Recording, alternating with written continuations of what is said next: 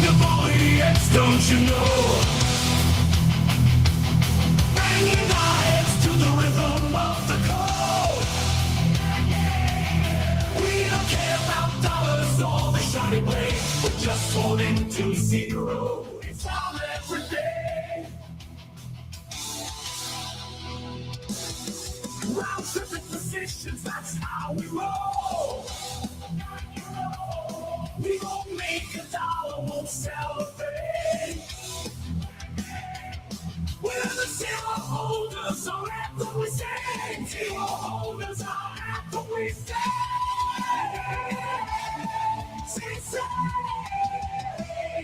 Zero holders, we're the kings of the sea. The none for the money, it's the live in the tree. We're all on the zeros, our way to be. In the world of NFTs, we're wild and free.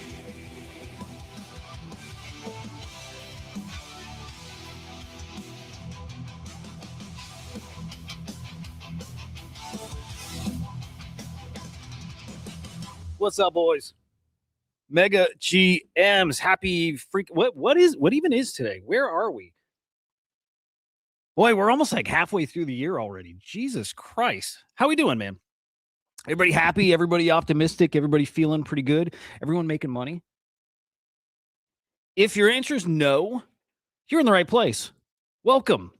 Who's here, by the way? CJ, good morning, man. Good to see you. Choina, good morning. English, good morning. What's up, bro? Good to see you, man.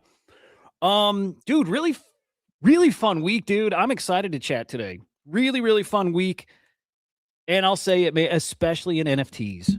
Especially. Kind of we've been waiting for this moment. I'm not like, it's not crazy, by the way. It's not crazy out there.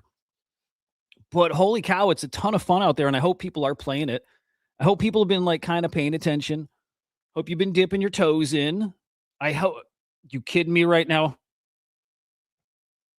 I hope, and I hope it's here in the markets too.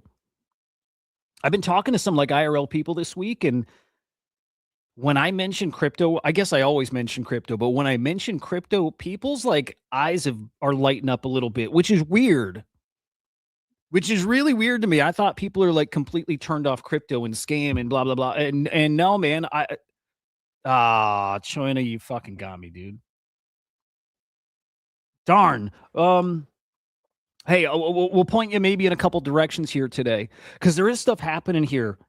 Yeah, in NFTs, and people are making money, and some of the money is like enough to be worth paying attention to. For sure. A couple of people this week, though, mention the word crypto, mention the word NFT, IRL stuff. There's real human beings that I happen to interact with. And there's not a hate thing. There's not a shit reaction to it. There's like oh man, like that's cool. Like what, like they're into it, and they're not doing it, but they're into it. Meaning those are the kind of guys that are coming back. 1,000%. Those are the guys that are coming back when the time is right. And hey man, the time ain't right now, but it is for you guys and for me, the people who are just here no matter what. And if you're here no matter what, you might as well make some money while you're here. And dude, there's some places to make some money. Yeah, Troina, we'll show you. I know you're gonna boogie for your Avagachi thing this morning. Go back. You're gonna have to go back and watch, because we're gonna get to that in probably like 15-ish minutes to the good shit. Maybe we'll jump to it quick. Either way, you're probably gonna have to rewatch, because like the places where there is money to be made, I mean, it's there, dude. Confusion. Good morning, sir. Even Confusion bought an NFT this week. That's where we're at now. That's where we're at. People are making money. Okay. Kind of surprised. I do not look at the crypto market the way I used to. Like, right since I stopped the Daily Show, I don't look. I mean, I used to look throughout the day. I used to look all day long. All day long. I'd have Coin, Gecko or whatever. I'd have it up all the time. I don't really look anymore.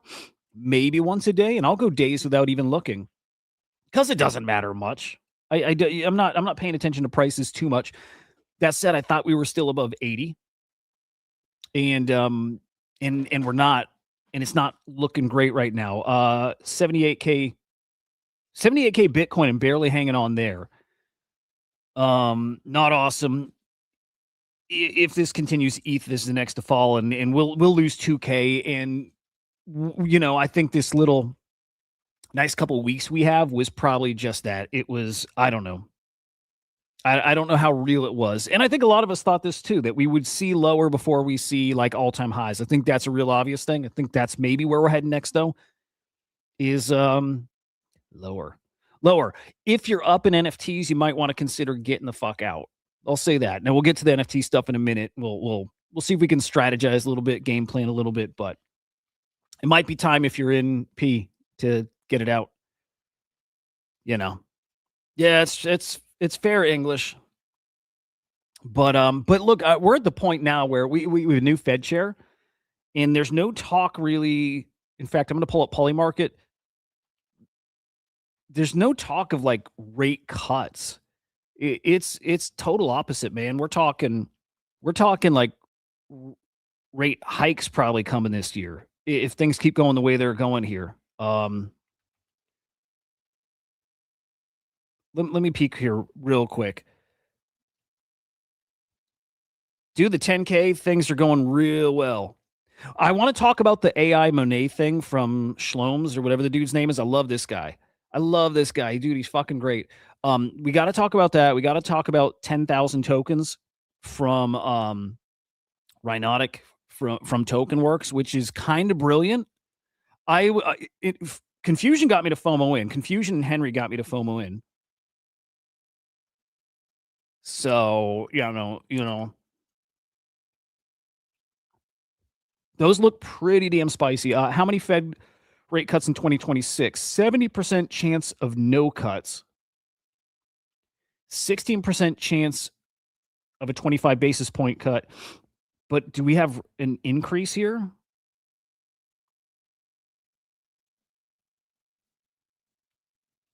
I think not on this.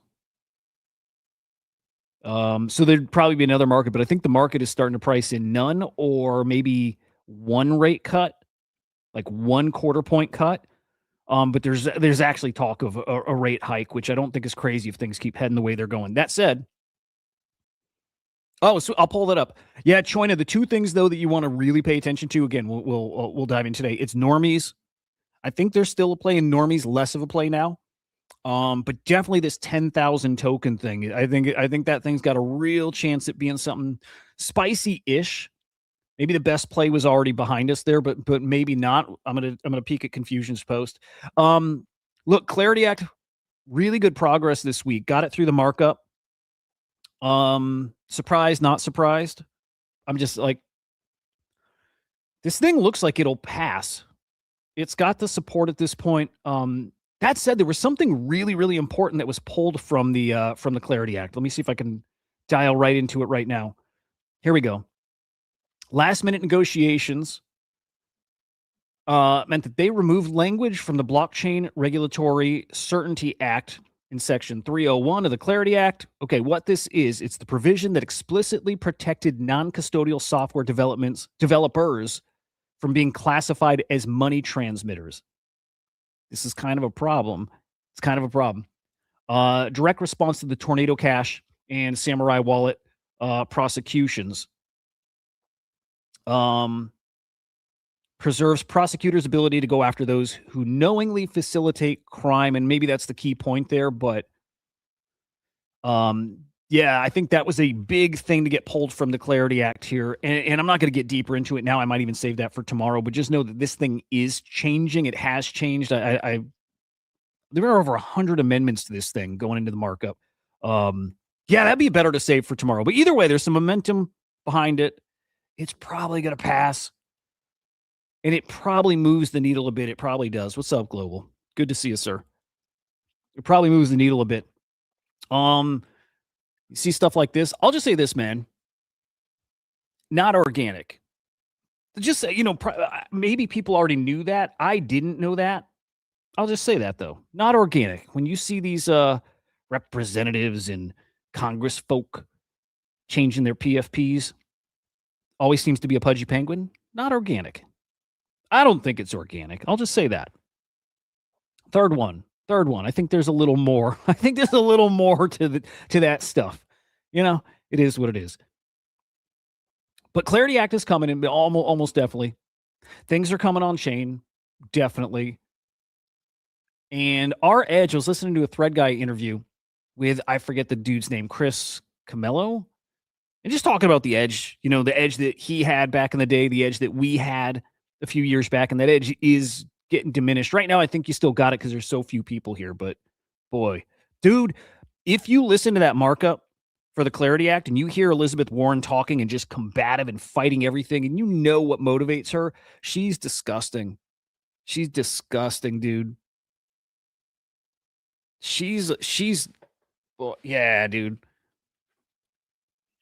She feels evil, you know? You can feel that off certain people. I can feel like some kind of like maybe it's if it's not evil with her, you at least feel like it's like whatever she's doing is not genuine. I'm not sure she believes it. Or if she believes it, she's like misguided, but she's a piece of shit. And hearing her in the markup being combative about everything, just the worst of the worst of the worst. Took some profit off your Ondo coin 2 days ago because of temporary pump. There you go, dude. There you go. Lock it in because, like, look, man, when it gets good, you get to lock it in damn near every day. So right now, when it's like kind of few and far between, lock it in when it's there. And I'm trying to do exactly that too. Doing okay with it. Doing okay with it. I think there's some opportunity for me right now. I think there's some opportunity to yeah, pull some off the table, like lock in some profits here still. And I want to do that because I think we got a little rough stretch, a few months till we get to like fun times, and those fun times are coming. They are. Here we go. When are you saying the Bitcoin rally? So what we're all saying here looks more like a short squeeze than a healthy breakout. And I want to pull this up too, Google search trends, but searches for buy Bitcoin lowest in 12 months. Right? It's hard to make sense of the market when we're pumping and you don't feel like anything's so different. You're just buying into what anybody else says. Like, oh, hey, we rounded that corner. Like we bottomed. It's go time, and maybe we get there sooner rather than later. And you're like, I can't make sense of why, but people are saying it. I'll buy in, right? I can't make sense of why either. I can't make sense of it because I kind of still feel like this while I'm talking to people and they're not turned off by crypto. They're not here. They're not interested in buying. They all still think they missed it. That's maybe the important part. They still think they missed the crypto trade. Like I was talking to yesterday, he thinks he missed it. He thinks he missed his chance to make money in crypto. So he doesn't even, care about it, focus on it now. They're wrong though. They're wrong. And even this guy was like, I'm one of those guys who thinks Bitcoin's going to a mill. And by the way, he said, I do too. He said he does too. So, when they see it moving, they're coming. Let me check. I want to see Bitcoin, just Bitcoin. I want to see search results. Let's go past year. Yeah, I mean, Google Trends. The peak was the last week of January, first week of February. That was our peak of the past 12 months. And I'm trying to think of what happened like right then. Right at the end of January, what happened with Bitcoin? Yeah, I believe it. I do. 23. We're at 23 now, which yeah, I mean, it is a 12-month low. Hang on, is it? Well, no, it's not actually. September tied for the lowest point we've been in 12 months. That's just here in the States. Let's go worldwide. It's probably about the same though. Yeah. 27 here. Lowest 20. Yeah, so worldwide it's the lowest we've been in a year. All right. Last thing. If we go 5 years, how do we compare? Dude, I mean, not the lowest we've been. The lowest we were, bear market end of 2020, end of 23. So basically, end of the bear market. It's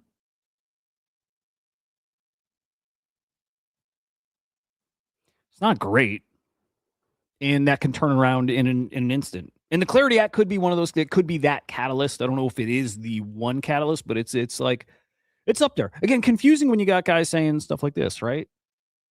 Not trying to jinx it, but something shifting in the market right now, even with altcoins. It's weird, man, with the stock market at all-time highs, like crazy all-time highs, and crypto not doing anything. Like nothing. Hard to make sense of it, right?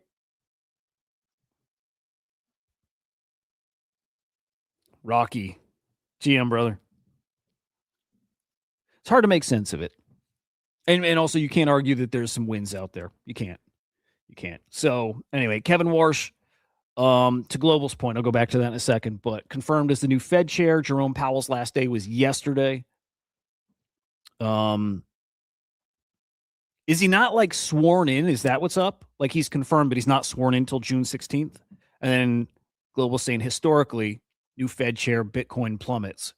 Doesn't matter that he's pro Bitcoin. I can't think of how. But pro Bitcoin guy. All right. So opportunities out there in some coins, yes.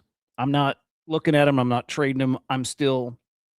My heart belongs to JPEGs, and it always will. And that's where I found some really, really interesting plays. This week, I mean, shit, guys, last week we had some real cooks. We had the Art Blocks Mint that went from 0.02 to 1 point whatever, 1.6 it got to, right? I mean, like that's some spicy stuff.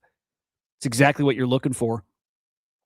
By the way, that collection, the time we'll peek at it, that time whatever collection, it's back over an ETH. So there's some real deal stuff happening out there. A few minutes this week, I'm actually surprised by this one. This Geophilia. This was an Art Blocks Mint, 0.018 ETH, got to 0.17. May have gotten higher. I didn't follow that one. I was shocked because I didn't like the art. Like I did not like the art. I did not think that art was going to like work for people. The fact that it was on Art Blocks might be what did it. But there you go, 0.018 to 0.17. You know, damn near a 10x. You had the Florentines, 0.00 0025 to 0.11. Kind of nice. What's up, Moonship? Kind of nice, man. Just nice seeing some wins. Awful like a morning. Nice wins. This one was not long lived. I'm into two of those. I got out not at the top. I think I played it nice. Profit is profit. Probably made 0.1 off of it. Not bad. I'll take a couple $100. That's how rough things are. We'll take a couple $100. Real nice. Yeah, here's Gift of Time. And in fact, I'm going to pull that up real quick. Gift of Time. Again, this is the collection that got to 1.6 ETH. Fell to, I want to say 0.7-ish.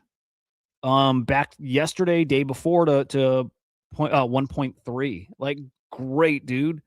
That means not only did you have a play at mint, but you could have bought on secondary and found yourself a 2x. A 2x. Yeah, and it's 1.35 now. 1.35. I mean, like, if you're looking for plays out there, they're there. They're there, man. You know? Clarity didn't pass, though, to be fair. Like, it passed the first of three things, right? It passed the markup. It needs to pass another thing, and then it goes up for a real vote, right? So what it passed is like it's kind of it's passed markup before too, by the way, and then it got sent back down. So it's been exactly where the Clarity Act is right now. It's been here at least once before. So it passing the markup is like nothing, you know. So when it passes, it still might be a sell the news event, but it's a different thing. It does open the door to these like that institutional money. It does. It really, really does. It really does. It'll have a great impact or a great effect at some point. Just not yet. Not yet. Ooh, awful. That's spicy, dude.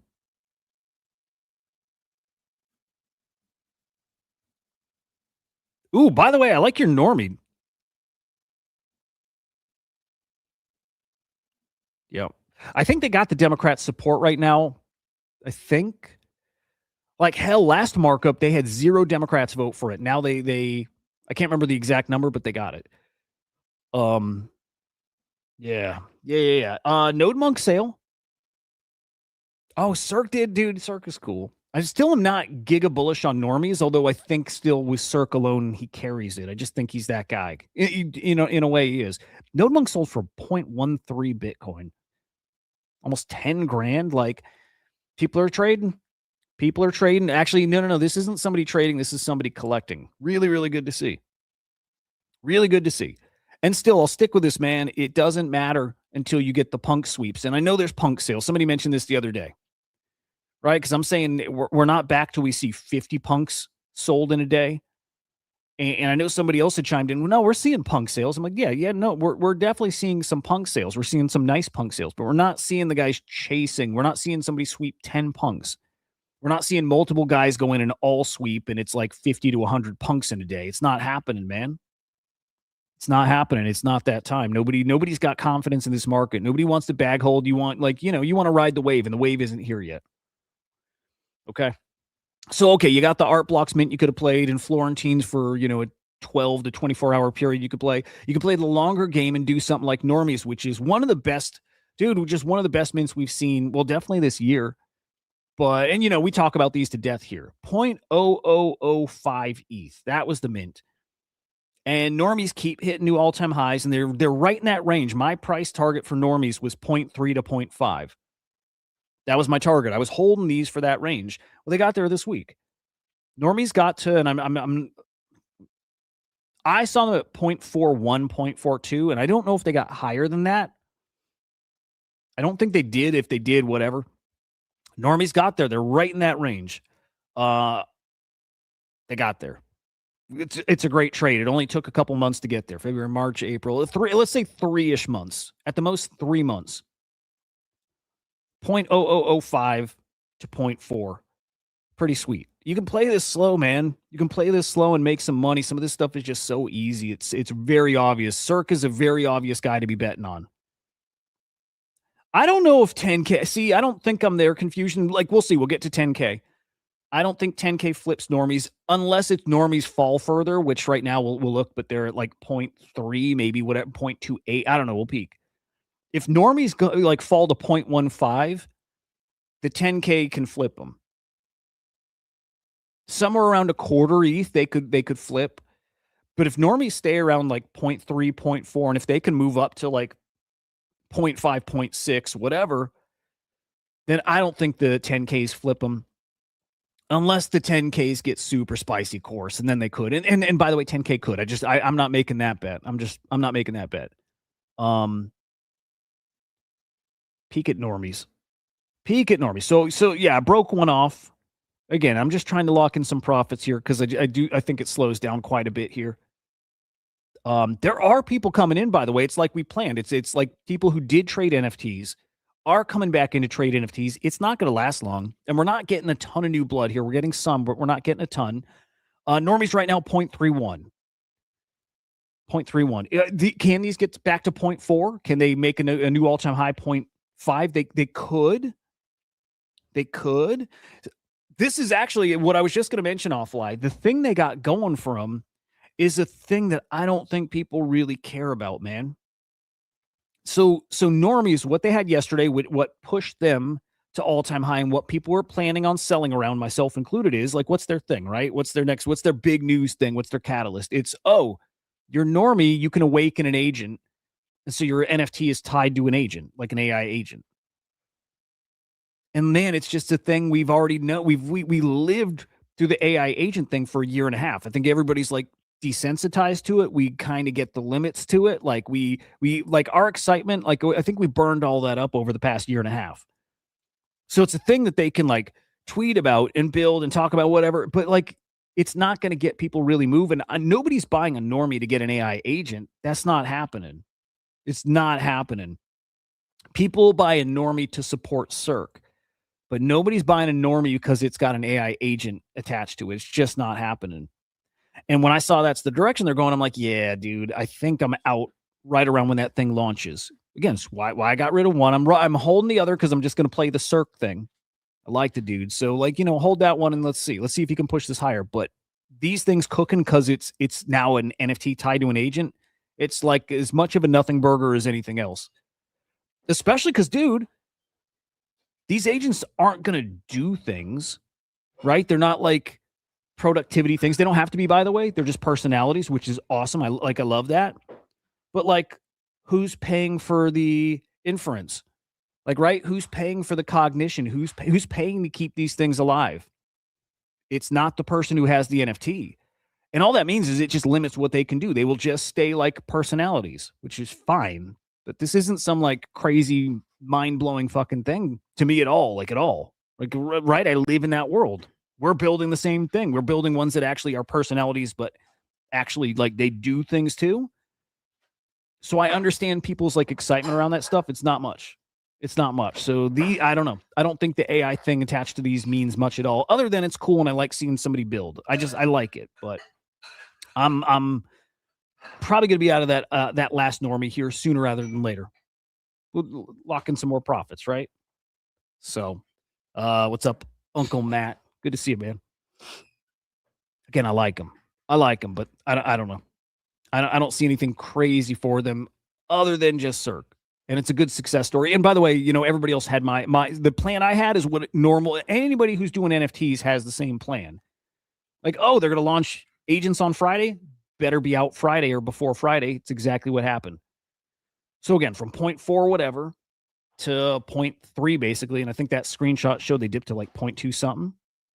That's just makes sense. Just the way they go.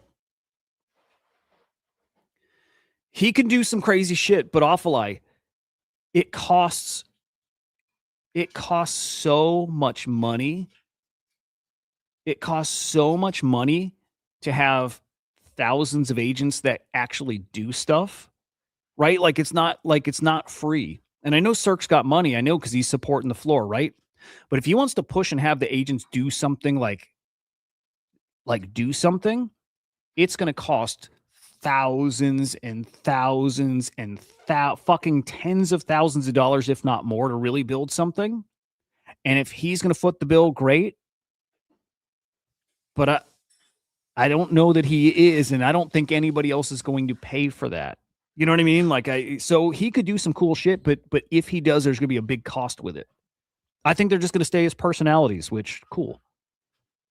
But I think he's kind of limited with what he can do, not with what he technically can do, but just like what people are willing to do for it, what people are willing to pay. So, what I like right now is it's very art focused. Like, there's a lot of art stuff happening right now, which I really dig. One of my trades the past week was an art trade. I don't think it's going to play out as good as I hoped.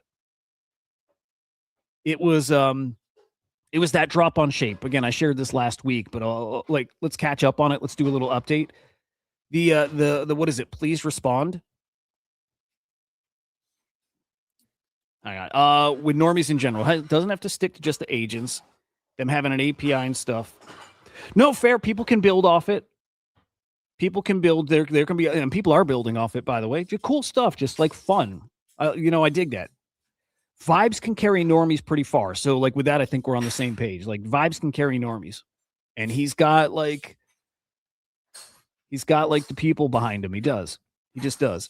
All right. So one of my plays the past week or so here was getting into this collection here. This series of 10 drops on the Shape blockchain, which I don't like that they're on Shape. Actually, I think it's what like fucked my thesis more than anything. Great artists, 10 pieces. Please respond is the name of the collection. So over 10 days, each artist drops a piece, and it's like a response to the previous piece. Starting with Tyler Hobbs, all editions of 50. Like, cool shit. Hey, guys, hang on real quick.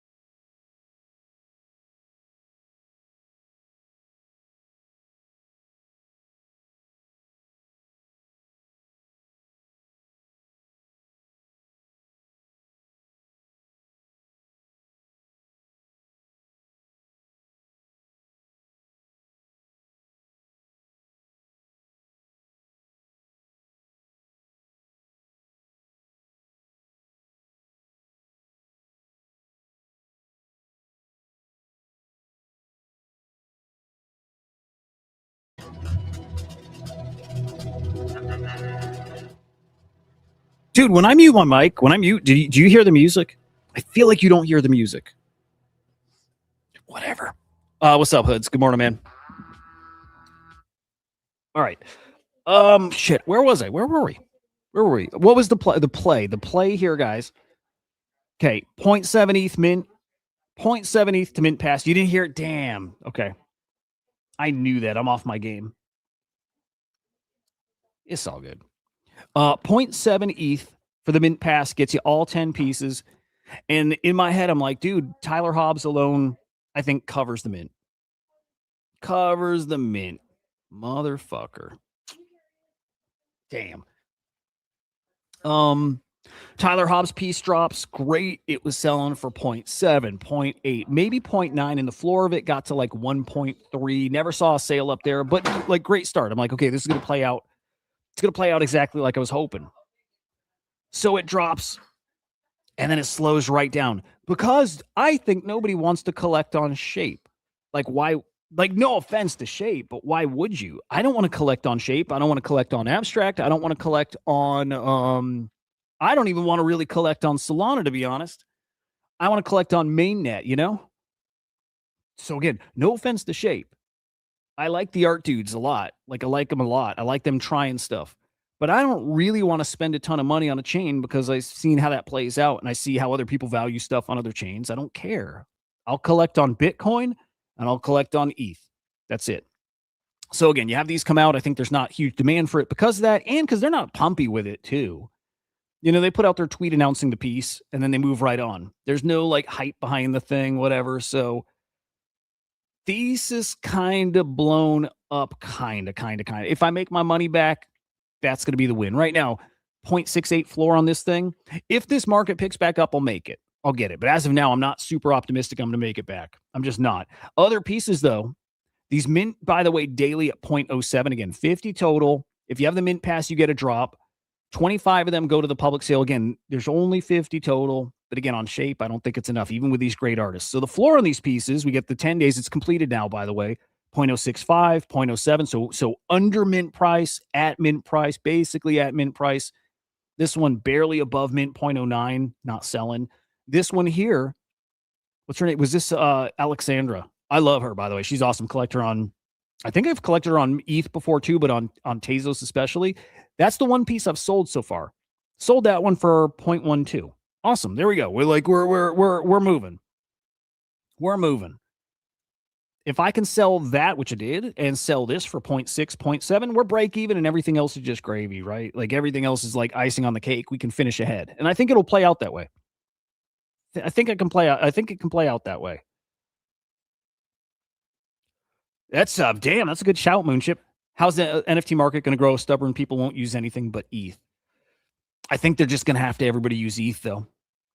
Or just use Bitcoin. I don't know. It is what it is. Not to say I haven't collected elsewhere. I've collected on Avalanche. I collect a ton on Tezos. I've collected on Polygon. I've collected on Wax. I've collected, right? Like I've done it everywhere. But at this point, I don't want to spend big money anywhere other than ETH or Bitcoin. So it's a fair point. It's a real fair point. And I think it's because a lot of people don't trust these other blockchains. Over time, when you really like, if there's a chain and you realize it's not going anywhere, maybe that's different. But you know, it's a good point, Moonship. What else we got here? A couple other pieces that actually look good and have some collectors and actually are doing decent. Here we go. 0.12 floor, 0.135, 0.16. But most of these aren't moving. The best piece in the collection, though, man. The best piece in the collection, I think, is not the Tyler Hobbs piece. It's the Zancan piece that dropped yesterday. And I'm like a Zancan stan. Like, I love the guy. And so, like, I'm probably biased, but I think it's the best piece in the collection. And I think so far it's sold better than any other piece, not counting Tyler Hobbs because different. I think like 5 or 6 of those have sold secondary. And again, for 0.6 to 0.8, 0.9. So more volume on the Tyler Hobbs. But I think as many Zancan pieces sold on secondary. It's an awesome piece, dude. It's nice to have this guy back. Here, let me see. Maybe it's just like 3 or 4 that sold. Hang on. No, dude. Hang on. 1, 2, 3, 4, 5, 6, 7, 8. 8 secondary sales on the Zancan piece. Again, I think it's the best one in the collection. As opposed to Tyler Hobbs. Now, we had a lot more Tyler Hobbs. A lot more. Holy shit. A lot more. I didn't even realize. 0.48, 1, 2, 3, 4.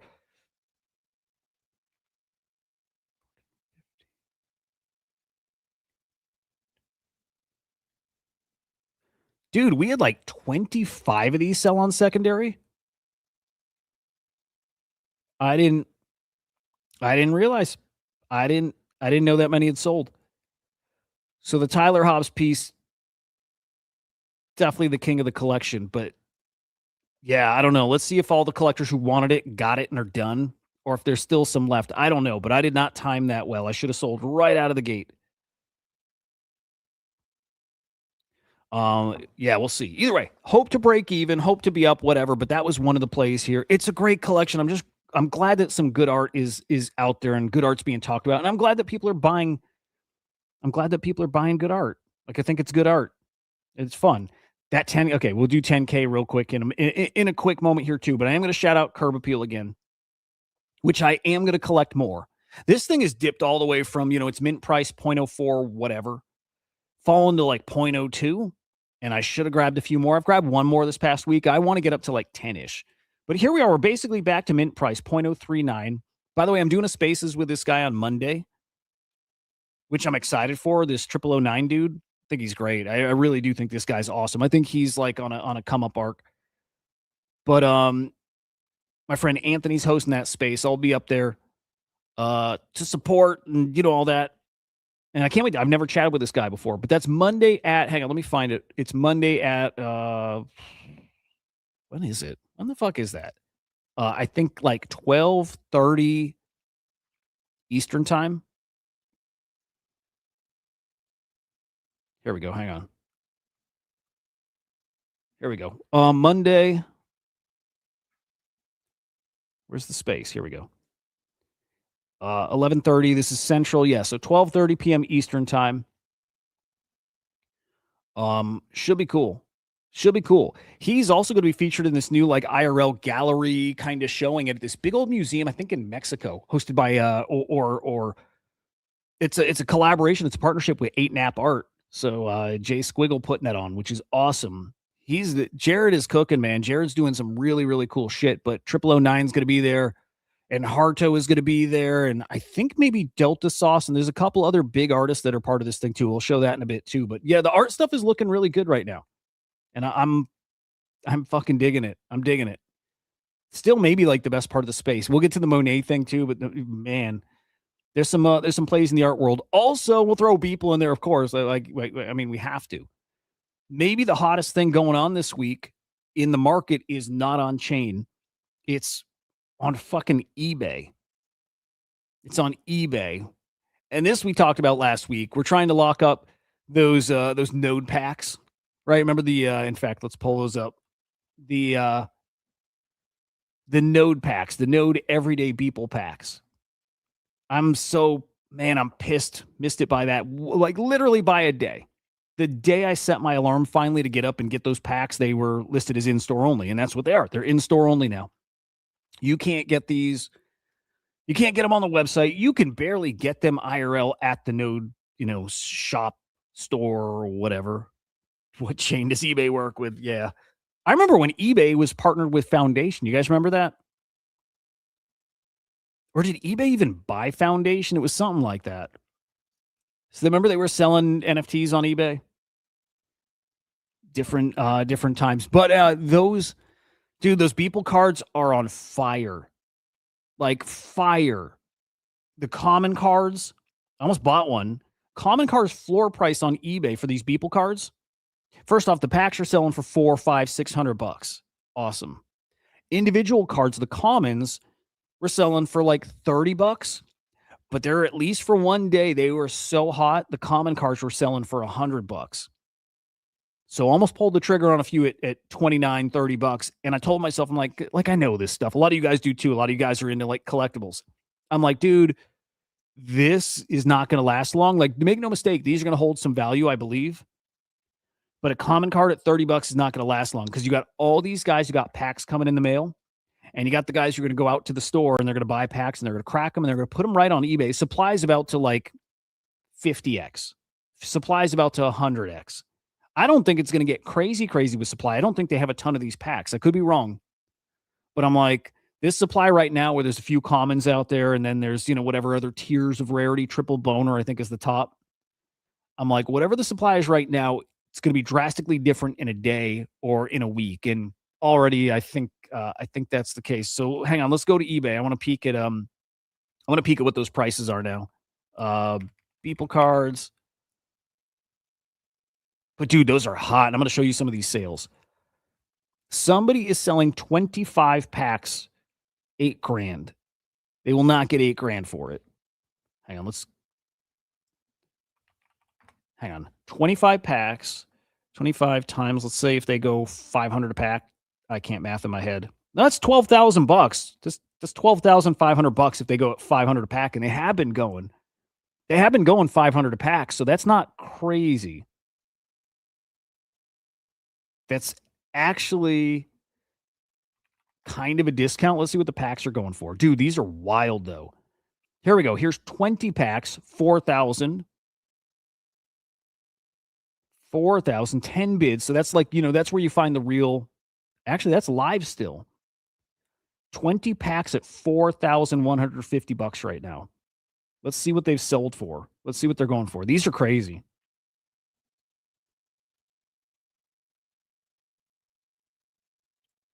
Here we go. 315. This sold when? Yesterday. $315. Let's see more. 5 packs yesterday. $1,600. So we're talking like $350 a pack or so, or something like that, right? Yeah. Okay. We're not at 500 anymore. We're at like $350-ish a pack. It's pretty damn good. $380 a pack. It's not bad. I think they'll hold that price pretty decently too. I think as long as people doesn't keep like, like if he can control that supplier, if he doesn't have plans to like make a ton of these, and I don't know I have no idea what he's going to do, but 300 a pack, hell, even if they get to 200 a pack, like it's pretty sweet for $10 packs of cards.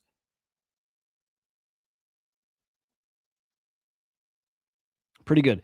The, let's see. I'm kind of curious what the commons are going for. They got as low, or they kind of started as low as $30, but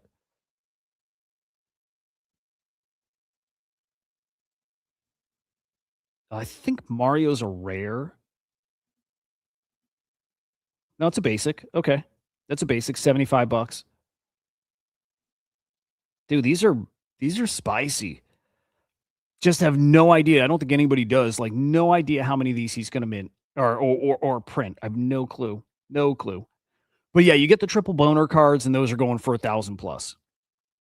The common cards or the basic cards, what, $50 to $100? Depends on the card. There's a triple boner. 6,900. Will not sell there, but these are awesome, man. What's up, Tom? What's up, Gravity? Good morning. Dude, these are great. They're fucking great. Should definitely try to get a pack in, man. It's not going to be easy to get a pack. And they're putting on a whole show around it too. Right? Okay, so here's what they're doing. Even if you go out to, what is it, LA? I think it's LA. But you go out to the Node shop or whatever. They only do 50 packs. It's only 50 packs a day. 2 per person. People are already lined up for them, so it's like you're not getting them. Shout out to Patrick. You're probably not getting them. You're going to get in line real early for 2 packs. So for a few $100, is it worth it? If you like Beeple a lot, yeah. Yeah, it's pretty cool. It's pretty cool. All right, Patrick got his packs. Cool shit. Cool shit. I have a few packs coming, and I don't want to crack them, right? Like, I like keeping shit sealed, and I just hang on to stuff forever. But I think I crack 1 pack, right? I think the right thing to do is crack 1 pack and just keep the others just sealed forever. Like, sealed forever, I think that's the right thing. If he ends up creating a ton of packs, if he prints and prints and prints and prints, it's going to be a stupid play, right? But if these are pretty limited and it's just 50 a day and it doesn't last more than a few weeks here, could get spicy. I got to crack one pack though. I think that's fair. And we'll do it live. We'll do it live. We'll crack it.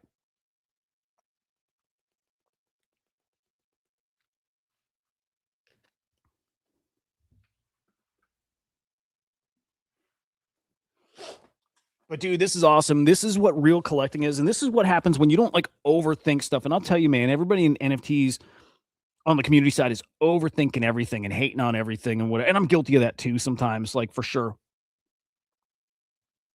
Don't do that to me, Moonship. You know, like the gambler in me wants to, but I don't want to sell them, you know?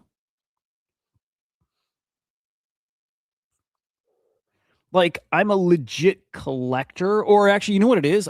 Maybe I shouldn't even call myself a collector. I'm a hoarder. I just like shit. I just like stuff. So like, you know, we'll see. I'm gonna have to crack a pack. A pack.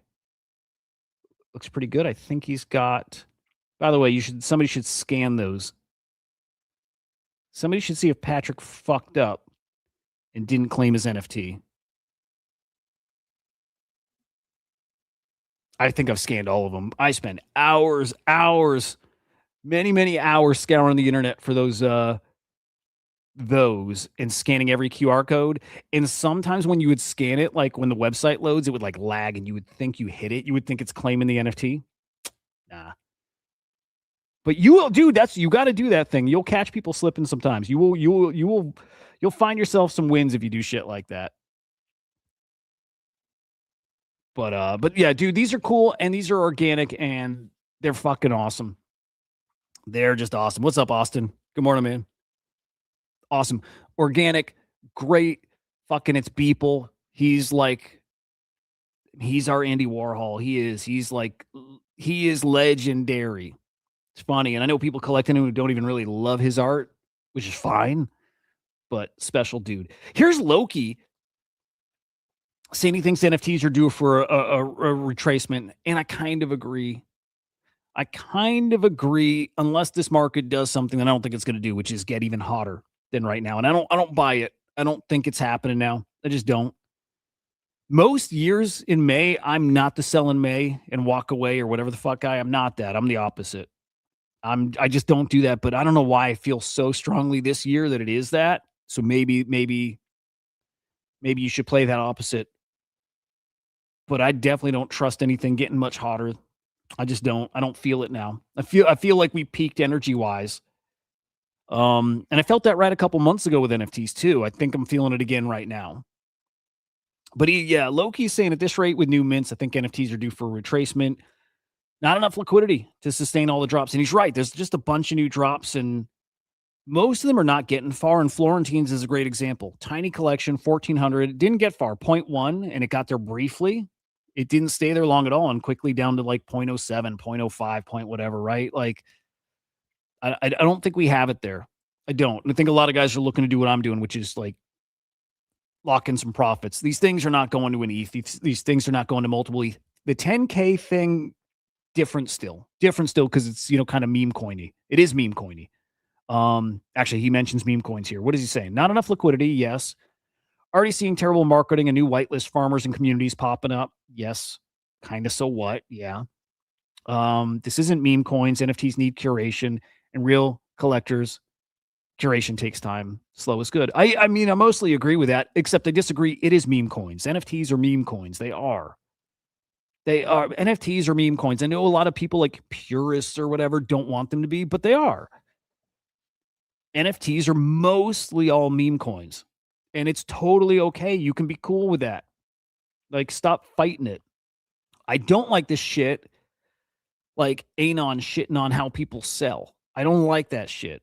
Like, you celebrate when people sweep and you shit on them when they dump all their NFTs at once. I get it, man. I get that you want people to like be smarter with how they sell and not crush a thing because you want to protect your bags and other people's bags. Like, it comes from a good place. Like, those takes come from a good place, but like, come on, man. Like, buy how you want, as many as you want, whenever you want, and do the same when you sell. If it kills the project, then the project wasn't anything to begin with. If somebody dumping 100 NFTs kills the project, then that project was nothing already. Like, it just wasn't. So B-rated was kind of like on my side. B-rated was kind of with me. He's like he said the same thing. He's like, dude, you know, people sweep and you're all good with it. They dump and it's a problem. And they get into this little like discussion of, no, it's how you sell though. It's like staggering and it's not trying to, you know, brick the floor and whatever. And B-rated came around to that idea. And he's got an alpha Discord, right? He got to the point where he booted a guy from his Discord who did that, who listed 100 NFTs on the floor. He booted the guy. And he's like made a rule in his community. Hey, did he boot 2 people? Yeah, hang on. Revoked access for a couple people who joined us 2 days ago. If you want to sell something, sell, but be a respectful seller. Oh, dude, that drives me nuts. You can be a respectful seller. You shouldn't have to. You should be able to play whatever game you want, whenever you want. And if you don't like that NFTs are treated like a game, I'm sorry, but you've like fantasized NFTs into a thing they're not. Coming from a guy who loves NFTs and loves art and loves collecting. But like this fantasy that there's something like precious and special and you must treat them differently is the same thing as saying like royalties must happen. Be cool if they happened, I guess, but must happen. And we got to spend years debating it out and like shaming people for not paying them. And like it's just wasted effort. I think that's really what it is. It's wasted effort to try to force these things that don't matter and you can't control it. And it's not talking about where the real problem is, which is still the supplies are too high. There's not enough substance. There's not enough buyers. All of those things are the problem, not how people are selling them. That's not the problem. It's not helping, but it's not the problem. Don't create a sell wall for any collection that could brick the floor price. Like, fucking who cares?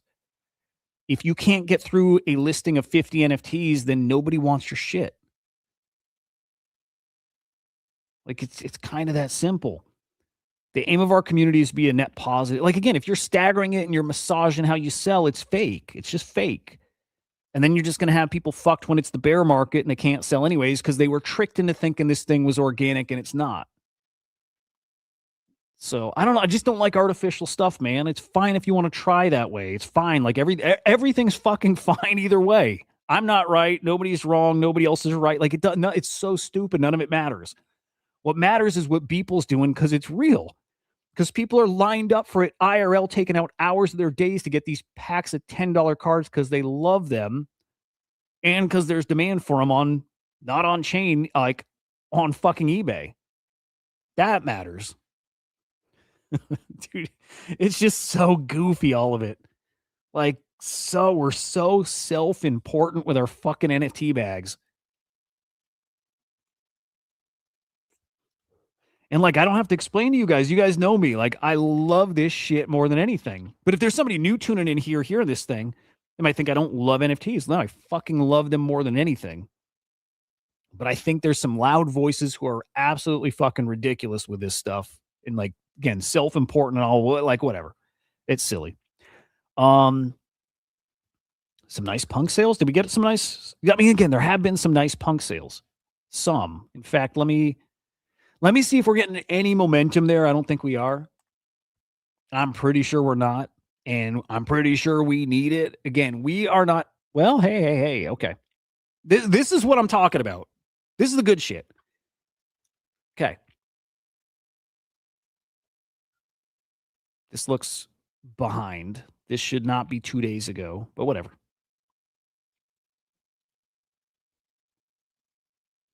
Like, I don't hate this page. If I go sort for the last 7 days and I see most of the top 20 is all CryptoPunks, most of the top 25 is all CryptoPunks, that's what we need. That's the we're back signal for NFTs. But it's not that. This isn't that still. Okay, the we're back signal is, so I go to the 7-day view and the whole top 100 is CryptoPunks. Every single thing is a CryptoPunk. That's we're back. And we're not close. We're not close. In fact, but like really, really back is there's a 24-hour day.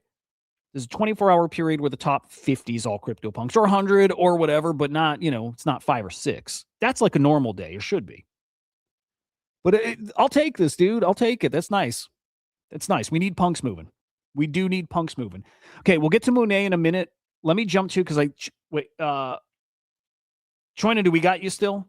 If Choina's here, we're gonna do the 10,000 tokens thing because that thing's spicy, man. 10,000 tokens is spicy. I wasn't gonna buy it, man. And then Henry told me he bought. And then within like 30 minutes, I get a message from Confusion. He's asking if I bought. I'm like, no. I'm like, they look fine, but I'm not, I don't care. And then I'm just looking a little more. I'm like, fuck, dude, I think I am buying. They're 0.01 ETH. I think I'm buying. I think we lost him, boys. I think we lost Choina. Is it his time? Oh, I think we lose him in 3 minutes. I think we lose Choina in 3. Whatever. You know what? Fuck it. Let's do 10,000 tokens now. We'll jump to Monet. Oh shit, we got 30 minutes. Okay. Hang on. Then let's do 10,000 tokens because this is the play right now potentially. This we got to talk about. Okay. Fuck. I think I need more caffeine though. Yeah. Let me do that. Let me caffeine. Okay, I'm gonna give you the Kong song this time actually, and then 10,000 tokens. Let me put it on the screen just so we're ready. And also, I'll say this again. I'm not going to tell you to buy this collection because I think this collection is going to cook. I'm not talking 10,000. I'm talking about 009's collection Curb Appeal. I am saying I think you might still get a Beeple tweet about this. I am saying, like, I know for sure Beeple collected. I know for sure Beeple reached out to him and said, I like what you're doing. Like, I like the collection, like that. So I'm still making that bet on this collection. I might grab a few more. I think that collection's super, super interesting. Let's go. Hang on. I'm just going to pull these up. Dude, they're over 0.1 now. Fuck. All right. If you buy at your own risk now, but I'm going to tell you why these are so spicy. These minted at 0.01. Gas was high, but 0.01 was the mint price. 0.12 right now.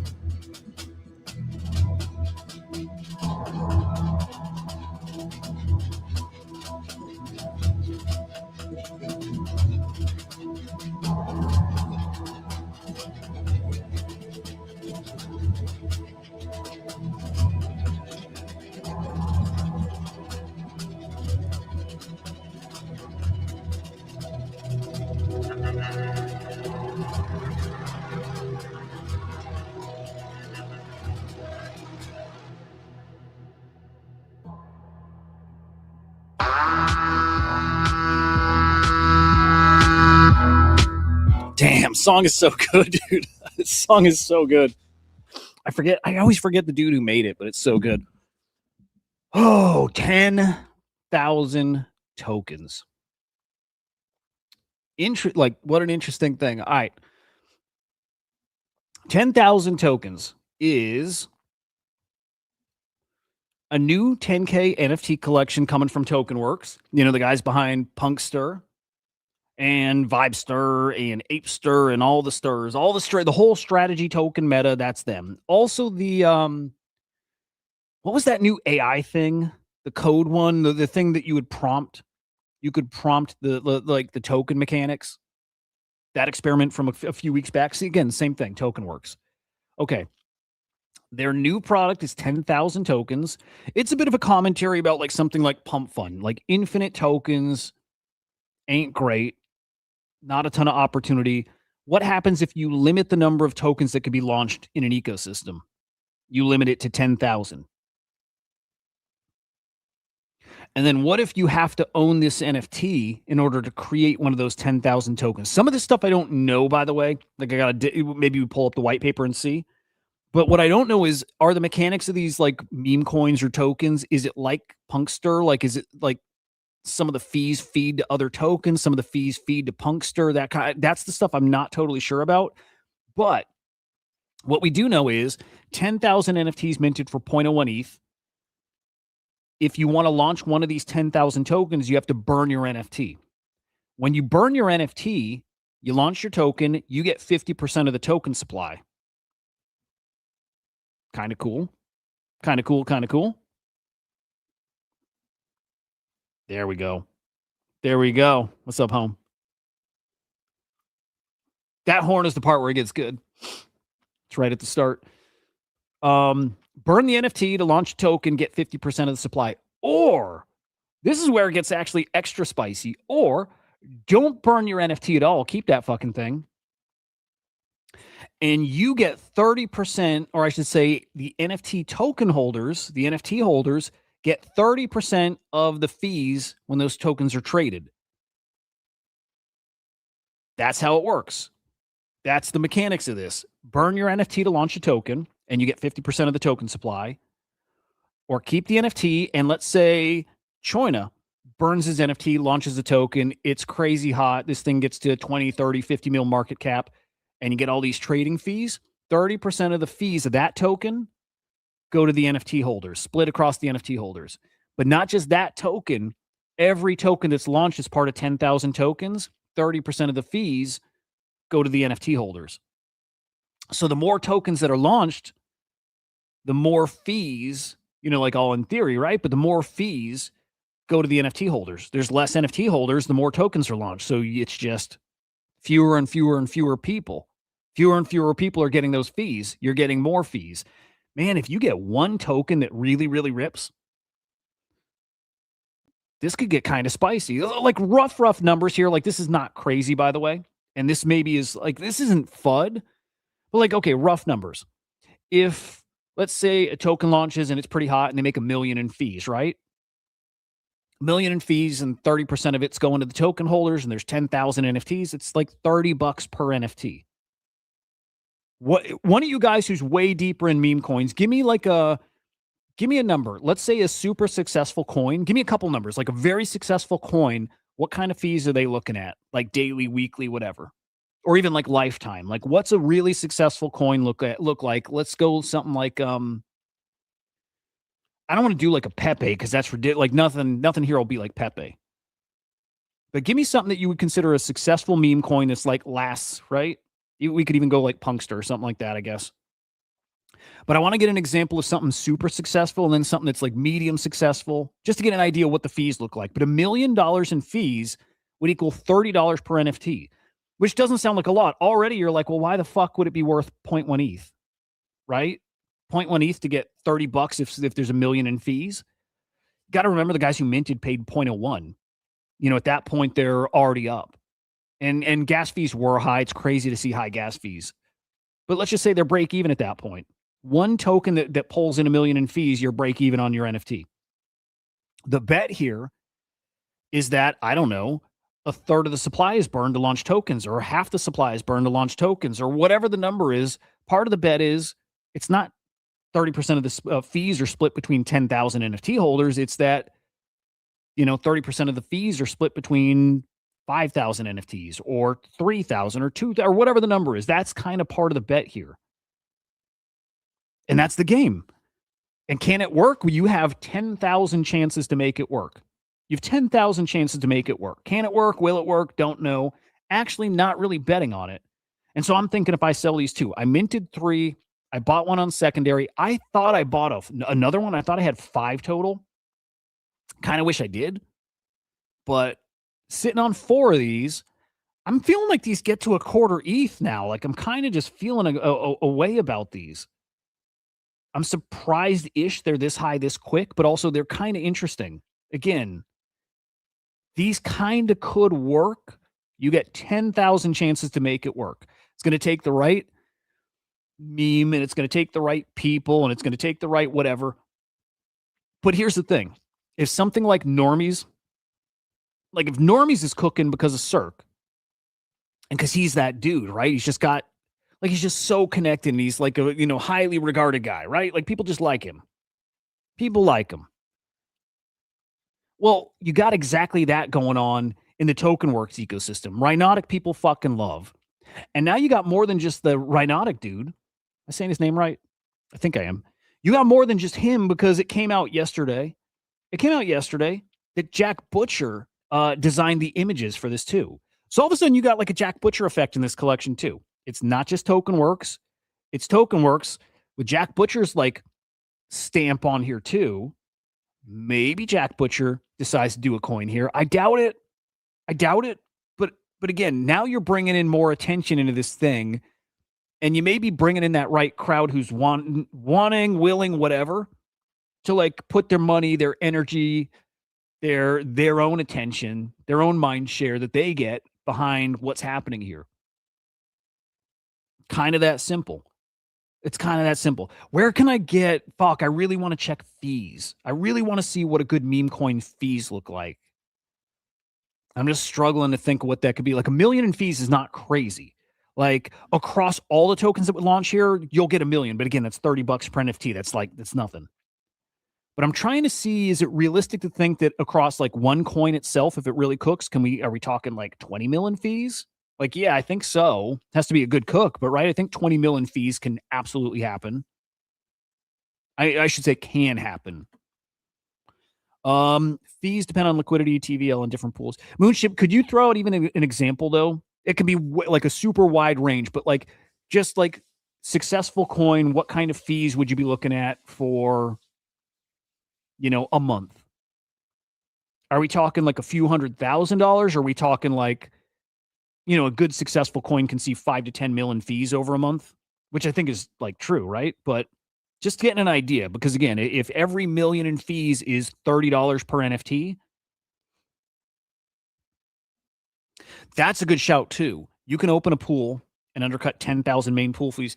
I wonder if they're going to have these locked, right? Like they do with the strategy tokens, where they're not tradable elsewhere. They're going to have to do that because otherwise you have exactly that problem, which Deathster had too, right? That was an early problem with strategy tokens. People just set up their own pools and bypass the fees. So they're going to have to lock these so nobody can do that. But yeah, the opportunity here, I'll say it again, it's just that a lot of tokens are burned to launch meme coins. The incentive to launch a meme coin is you get half the supply, so there's your incentive. And that everybody else is just getting that cut of the fees. It's kind of awesome. It's awesome. It's an experiment. It's clever. Don't know if it works at all. But like, again, for 0.01 ETH, you kind of have to roll the dice. Also, by the way, like I'm pretty damn sure, like I'm 99% sure that if you minted this, you can get a refund if you want to, which is just your 0.01 ETH back. So there was no downside. Somebody check me if I'm wrong on that, but I'm pretty sure I'm right. I think if you minted, you can get a refund. So you decide you don't give a shit, you can get a refund. You don't even need to now when the floor is 0.1. You're up 10x. Who's holding? This is a real interesting experiment, and Jack Butcher in this just brings it to a different level. It just brings it to a different level, like different chance with it, right? Not a great already, but fees are highest at launch and then go down to 0.25% or even 0.1%. But even Moonship, give me like a number too, like just how many millions of dollars can a coin, like a mid-tier coin, a couple 100,000 in fees, which is not much. Then you're talking like $10, $5 per NFT. It's not much. These are top holders. Chat GPT. I'm going to see if we got any good, like big noteworthy holders. RCIV. Just picking names that stand out. TMA's got 40 of them. Who else? If these get to a quarter ETH, it's hard. A new token blasting volume can rake in 10% fees. That's a good point too. Plus, I think when these coins launch, I'm pretty sure they do that typical like strategy token launch style where like they started at 99% tax and it goes down to 1, which means crazy fees at the start.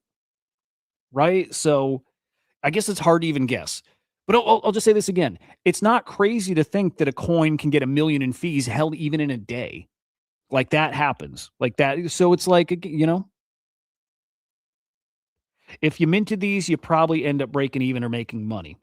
If we see some good successful stuff, you might see some decent stuff. If you get a forever meme coin, and it's not going to happen, but there's a chance. You get a forever meme coin out of this, you may have this like reoccurring revenue stream of a couple bucks a day. And some days a lot more and what, but this is pretty fucking interesting. It's pretty interesting.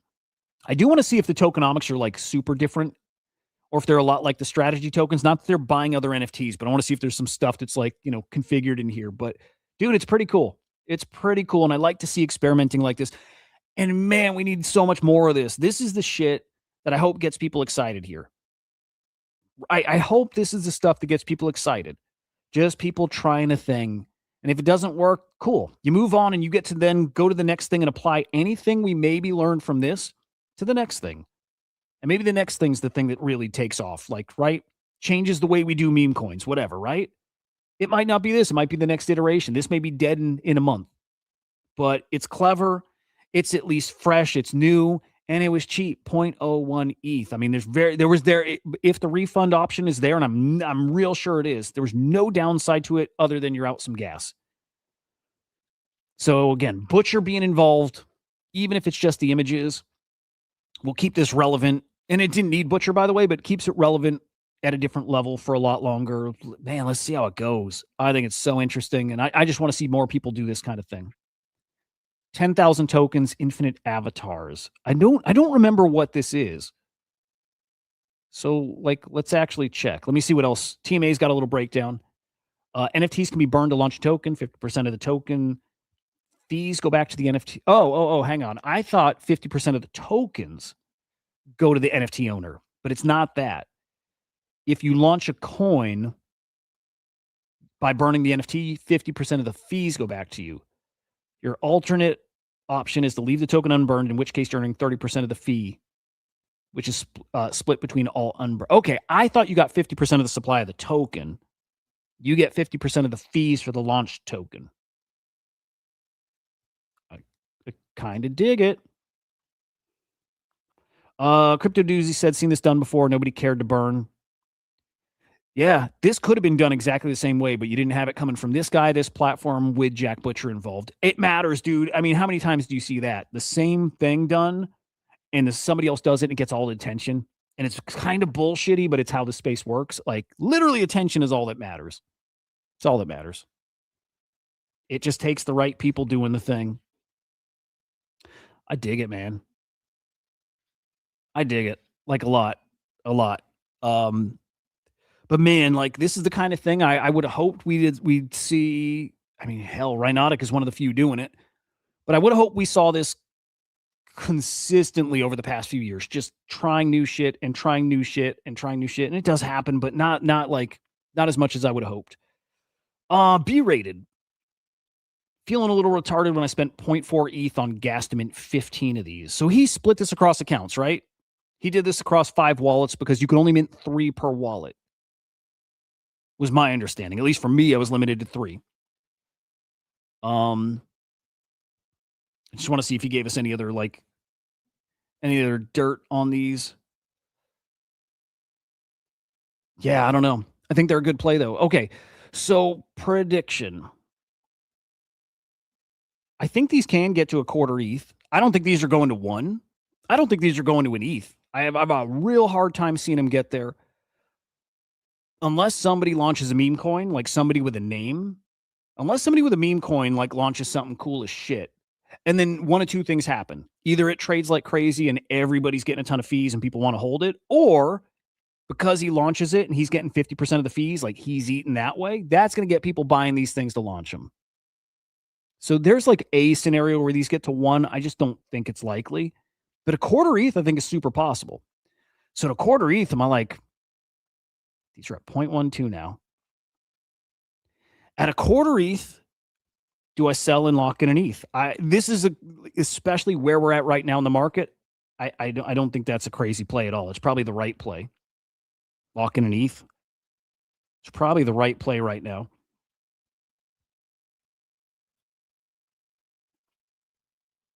And I would want to keep one just to have some like skin in the game. Not to, make money on, really. It's to, when you skin in the game means you pay attention. This is the thing I want to pay attention to.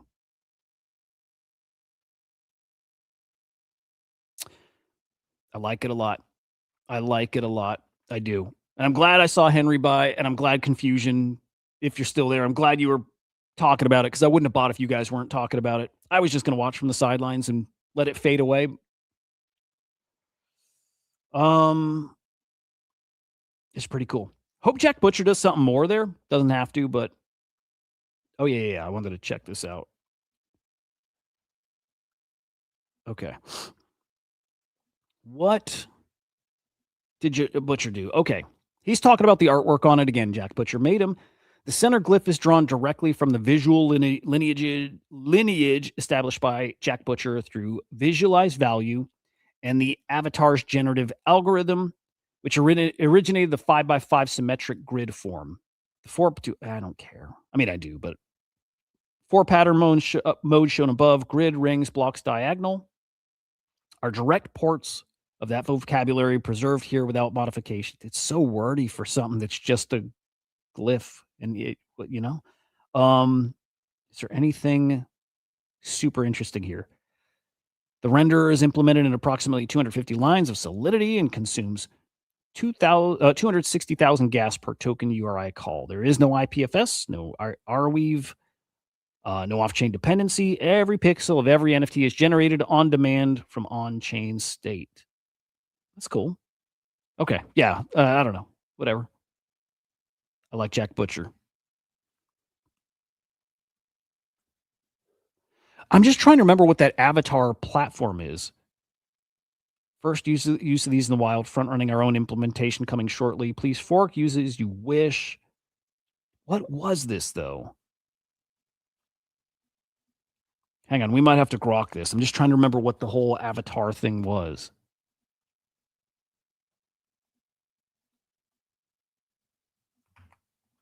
Yeah, let's grok it.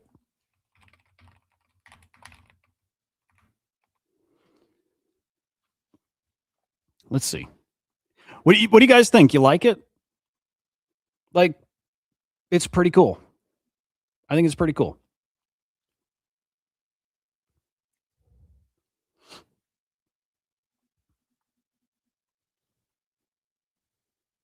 Oh, Cirque was watching. Cirque, if you're still there, I don't think you are, but nice to have you watch. And Cirque sent some more info. I like him. Like, again, good guy. Oh, dude. Okay, he was watching when I was fudding. Okay, here's some useful links to understand agentic commerce rather than being only persona identity. Let's dive into that. I'm going to check that out in just a minute here, but I dig it. We should get Cirque on. That'd be cool.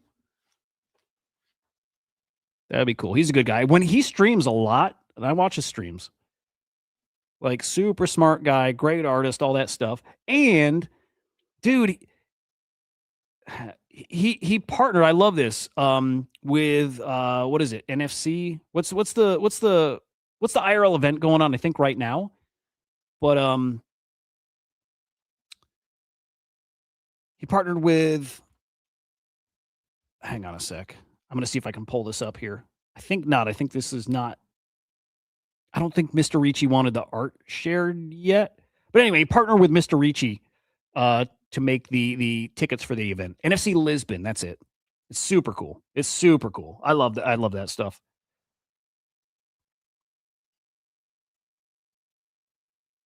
But yeah, I don't want him to host a stream. I want to stream with him. Hey, what's up, Cirque? I like your post, dude, when you put fuck, I'm trying to remember how you word them. Like I bought my normie under 0.4 or something like that. Something like that. Dude, we've been talking about him basically since you launched him. I didn't mint him, but at 0.01, I'm like, guys, get on the normie train. I think quite a few people did. I hope so, at least. I hope so. But yeah, we should, dude, we should have a chat about him. I love him. I'll say this. We're building something similar, different. And I think it'd be cool to connect them. I know you got APIs that are available, and I'm going to tap into that for our agentic stuff. But yeah, I like what you're cooking, man. Okay, where are we at? Where's our grok? Here we go. I'm just trying to remember what these are, dude. Like, I have such a bad memory. What was Butcher's avatars? Jack Butcher's avatars are a project from his Visualize Value Studio. Procedural geometric avatars, simple symmetric patterns based on a seed. Okay. Create a unique black and white designs on a grid. Perfect for profile pictures, NFTs, Web3 projects, fully customizable. Okay, cool.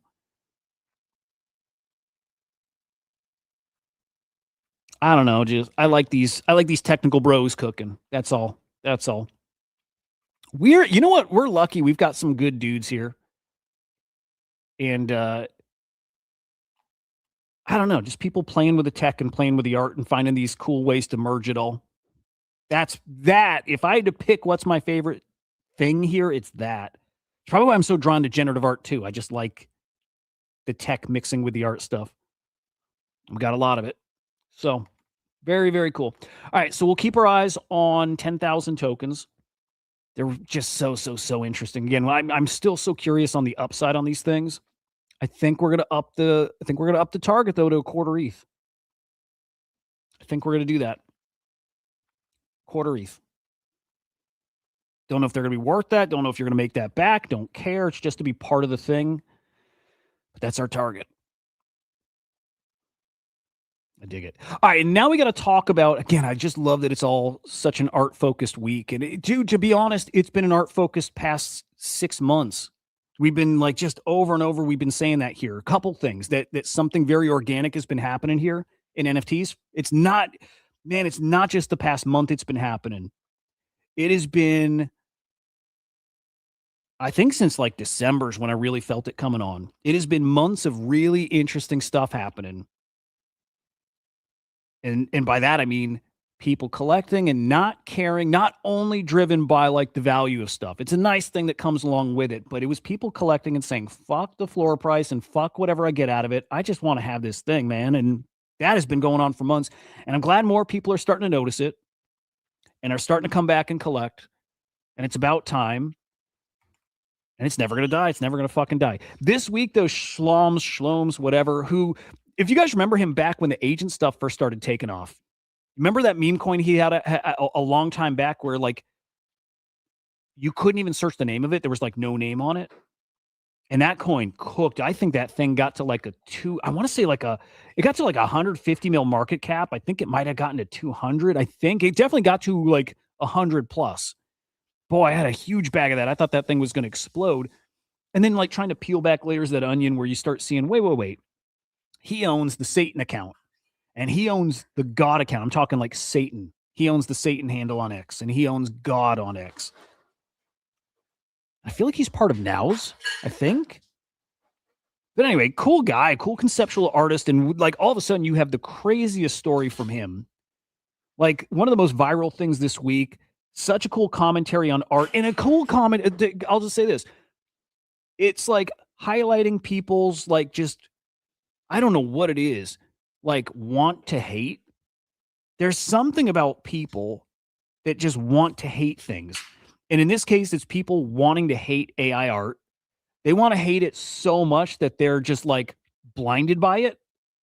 And I was thinking about this too. When I show you the story, I'm sure you've seen it. But when you see the story, apply this to gaming and how much they hate NFTs and they hate crypto. Like apply it to exactly that because it's the exact same thing. Gamers hate NFTs and gamers hate crypto, even though they would crush at this stuff, even though it's like the most perfect thing for them, even though it's everything that they already do in their own games, right? And they fucking hate it because they just have to hate. And so the same thing's going on here this week with art and specifically about AI creating art. And I just think this is the coolest story of the week. Just so cool. So Schloms or whatever tweeted this out here. He goes, I just generated an image in the style of a Monet painting using AI.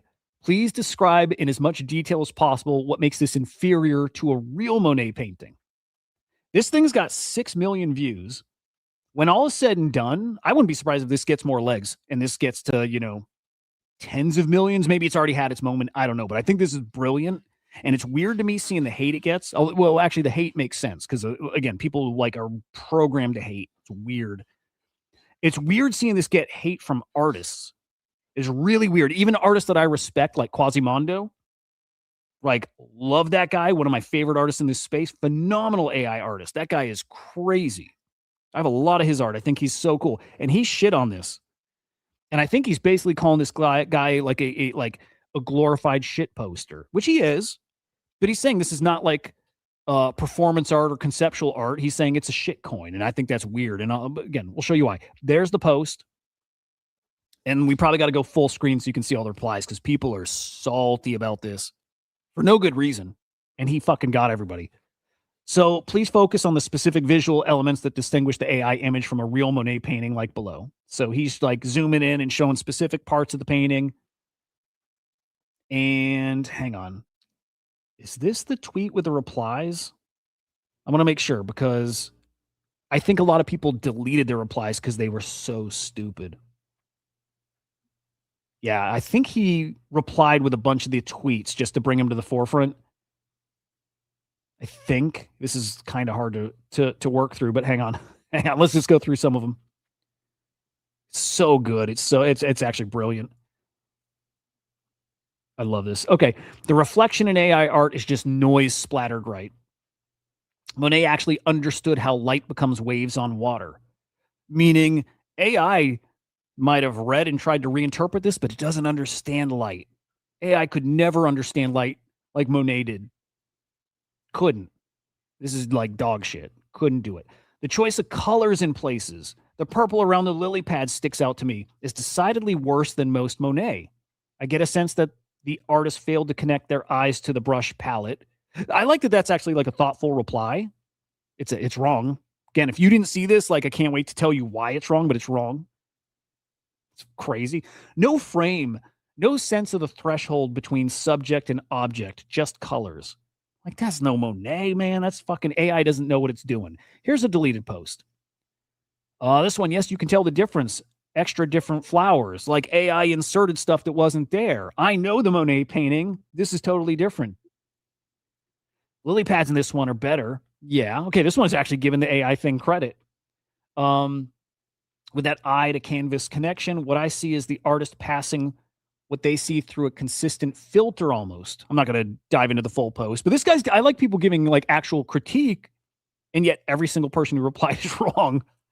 Like they're actually like factually wrong about this thing. I would say that the allegedly real one here is superior in the sense that it carries and conveys more information than the artificial one. Again, thoughtful reply. The dark, cold reflection of the trees triggers my attention. They strike me as slightly off, too dirty, too pronounced. What's interesting here, he might be totally right in the way he's reading it because it might be a digital versus analog thing. That could be. Again, I like the thoughtful replies, but I like this one too, actually. Fair warning before I dig in, the image is a very competent rendition. Again, thinking AI did a pretty decent job. It's doing more right than most AI Monet pastiches. I'm retarded, so whatever. Let's find some other, because some of these get spicy. Some people get mad about this stuff. I don't know if it's inferior. Trying to have a great day, man. It's good to hang with you. I don't know whether it's inferior, but the colors are inverted, showing blue lilies on green water. Okay, again, some of these are like fine, like just people. I bet the deleted ones are the mean ones. I bet the deleted ones are like the shitty replies, like real shit talking, real bitterness, real like protectiveness from some of these artists. I get why they're protective too. I really do. There's a lot of people threatened by AI, but they're so threatened and so defensive that it's like fucking their brains up. Like it's broken their brains. Yeah, again, deleted means this was a shitty one. Perfect answer, 10-10, no notes. Like it was definitely a shitty one. Another deleted one. Oh, here we go. Okay, now he's screenshotting some of them because they were deleted because, again, the reason, because they're fucking wrong. Here's the difference. The fact that it looks like shit and is shit. It's slop. Doesn't look anywhere near like a Monet. Looks exactly like someone trying to replicate the style and achieving like 20% of it. Not as vibrant as Monet's typical choices of color. Looks dull. Some of those points are actually legit too. Again, digital versus physical. More deleted posts. More deleted, a lot of deleted posts. A lot of deleted posts. It's all borked nonsense, no sense of space. Again, AI, fucking stupid. It doesn't evoke the peaceful sense of actually staring into a pond, just shapes and colors. They don't even look like water lilies. AI is so stupid. Okay, you get the point. A lot of replies, a lot of hate. I didn't see anybody actually like. Some of those were nicer than I remember, by the way, but I don't remember. I didn't see any that actually caught what was happening. I didn't see any that caught what was really happening. What was really happening, boys, is that is not an AI recreation of a Monet. That is not an AI, an LLM that was trained on Monet and told to give, its own version of it. It's none of that. This is literally a Monet. It is literally just a JPEG, a digital version of a real Monet painting. There is nothing AI about it. AI did not generate this. This is Monet. This is a Monet painting. I don't remember the name of it because I'm a caveman. I don't remember the name of it, but that is a real Monet, and all these supposed like art critics, these art heads, these fucking, and I say that in like kind of half joking because I get it. People are very protective of the stuff and they protect their like knowledge of art. Like some people are very proud of how, what they know. And I get why, because it takes a long time to get to the point where you understand art. It does take time. It does. It is like a skill or a thing you have to develop, is how to see it. Anybody can see it, by the way, but I'm just saying if you really like try to like understand it, there are levels to it, and I didn't know that. I could look at a picture before and I saw it and maybe thought something and maybe felt, but until you start understanding like techniques and like styles and start learning about the artist itself, like you're missing a lot of what's so cool about art. And so some of these guys are protective of the things they've learned, but again, their brains are broken. It is a real Monet painting, and he triggered the whole freaking art world. Actually, I should have shown this because these are the best replies, really.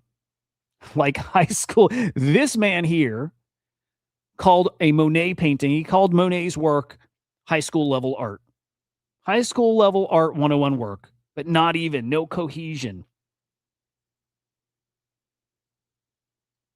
I love that. I love that. No coherent composition. Monet sucks. The fake is trying too hard to be late period. Again, some of these guys I think they're all smart. Real 1970 to 1919 works are wild because he was nearly blind from cataracts. This is performative blindness. He's literally calling Monet shit because it's really Monet. Brush strokes don't feel like Monet. Again, that could be because, again, it's the digital version. You're not feeling the depth. You're not seeing the brush strokes maybe in the same way. Like, totally fair. Unlike Monet, your AI model's not painting with advanced myopia and dramatic gusto during a period of artistic rebellion in Paris. Again, a lot of they know a bit what they're talking about, but they don't know enough. They don't know enough. Not made by a human being, therefore not an expression of the human experience. I actually like that too, and I actually care a lot about the machine's experience too. I think it's interesting, and I think it matters. But again, all these people did not realize that was a real Monet, and it's awesome. Very much like Beeple's regular animals, right? Those robot dogs that I fucking love. That's the kind of art I think I like. Okay, I say generative art is my favorite art, and it is, but I actually might have to start walking that back. I think I like performative art as much, and I gotta say maybe more because I like really provocative stuff. I like seeing people get mad. It is what it is. I like what Pauly and Ryder did. You guys know that. And so I like Ryder Rips a lot. I like provocative stuff because I like stuff that I think that ultimately makes you think, right? I like stuff that makes you mad. And then when you're shown you're wrong, I like if somebody has to then sit back and think, well, fuck, why was I wrong? I like that it puts you in that position. Not everybody's going to go that extra step. They're going to just delete their post and pretend like it didn't happen. But I like that some of those people are going to go back and think through, why the fuck did I react like that? It was really a Monet. Why did I get so mad about it when somebody said it was AI? And I love that about performative art. That provocative stuff, again, it gets you so fucking mad and in your feels. And some people are going to learn from that, and they're going to grow and change and whatever. I just love that. So again, like that performance art, I think is like, I just think it's the best. And again, it does get people talking, and it gets people talking outside of NFTs, which is what we need to do. Not because I want people to buy our bags, but because I think the tech is so cool, and I think this art belongs on chain, all of it, even if just the COA or something. I think it all has a place on chain. Not saying you got to digitize your work, but a COA on chain, whatever. And like, right, it gives a whole new life to like digital art. It's the Beeple thing. Digital artists can eat now. For so many reasons, I think this should all be on chain, and this gets that conversation going to people outside to consider this stuff. Not really because of this, but because it's like a guy who does NFT stuff. Maybe it gets them in the door to like explore a little more. But yeah, this is what mass adoption like it looks like, and it's ugly. And it's not like an NFT shoved in their face. In this case, it's kind of on the sideline. So there's an NFT out there about this, which is awesome too. But it's just getting people talking about technology, just getting them through that door. And then it's on us making sure it's like a welcoming place and it's easy enough to understand and not scare them off, right? But it is what it is. But yeah, we need people to, just like regular animals. I think it was so provocative, got people so weirded out that you had these little robot dogs shitting out these pieces of paper that you could scan and claim an NFT. And people are like, fuck this. Like, this isn't art. The same reaction back in December with Beeple. This isn't art. Like, this is a mockery of art. This is at Art Basel. Like, how fucking dare these people come in here and do this? They wrote articles about this. Mainstream news covered it. That is art. Like, that is, like, to me, the definition of art is getting that reaction out of people. So we've had two awesome, fucking awesome, like, mass adoption. I don't even want to say mass adoption, but two, like, super controversial digital fucking art weird stories that have happened in the past 6 months. The Beeple regular animals, and now this is, like, almost that level. Almost. This could get legs where it gets to that level, though. This could really get legs. Really get that conversation out there of, like, why do we hate AI so much? Why are we so threatened by it? And if that happens, awesome. I'm trying to remember if Elon Musk retweeted this. Mark Andreessen retweeted it. Right? So there's some big names out there, big accounts that are retweeting it and love what's happening. But I'm trying to think if Elon Musk did. But yeah, this has got so much potential to be much, much, much bigger just as far as the story. There, by the way, is the original painting. If it's real. I don't even know what to trust anymore. I think that's really it. So there's the original painting. Let me go back to his image, and let me just see if that was like the full thing. Some people were saying it was part of it clipped out. No, that looks like the full fucking thing. Okay, hang on. Boom. It's the full painting. It's the full thing. My man put out the entire painting and said it was an AI work, and people got so offended. And it was the full fucking picture. The full painting. That's so cool. I couldn't love that anymore. I couldn't love it anymore. And I'm so bummed. I'll show you too about Quasimodo, Mario Clingingham Smith, Mario Kling, whatever. I like him. I like that dude. I like his work so much. But I was so bummed by his reply, his response to it all. I was so bummed. So I like that guy. I respect his work a lot.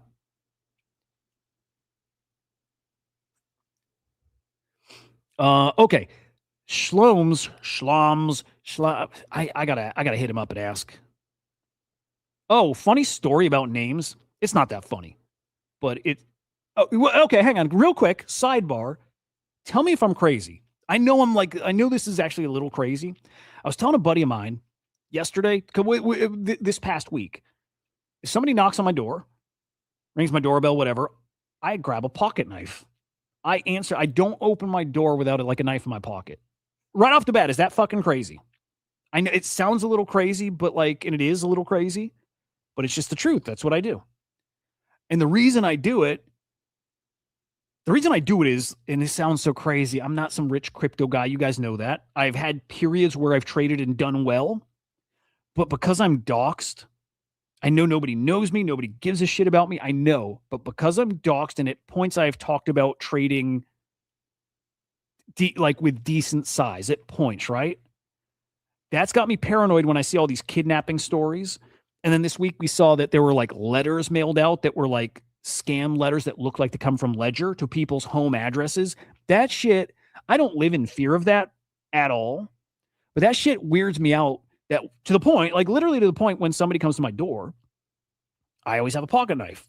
Thought that was weird. Like that might be weird, right? Anyway, long story short, actually, fuck, I'm not even going to finish this story because it gets real stupid. I'm sorry. I just wasted your time. I'm not going to finish the story. I'm not. It was so stupid. Where this goes gets so dumb, I can't finish it.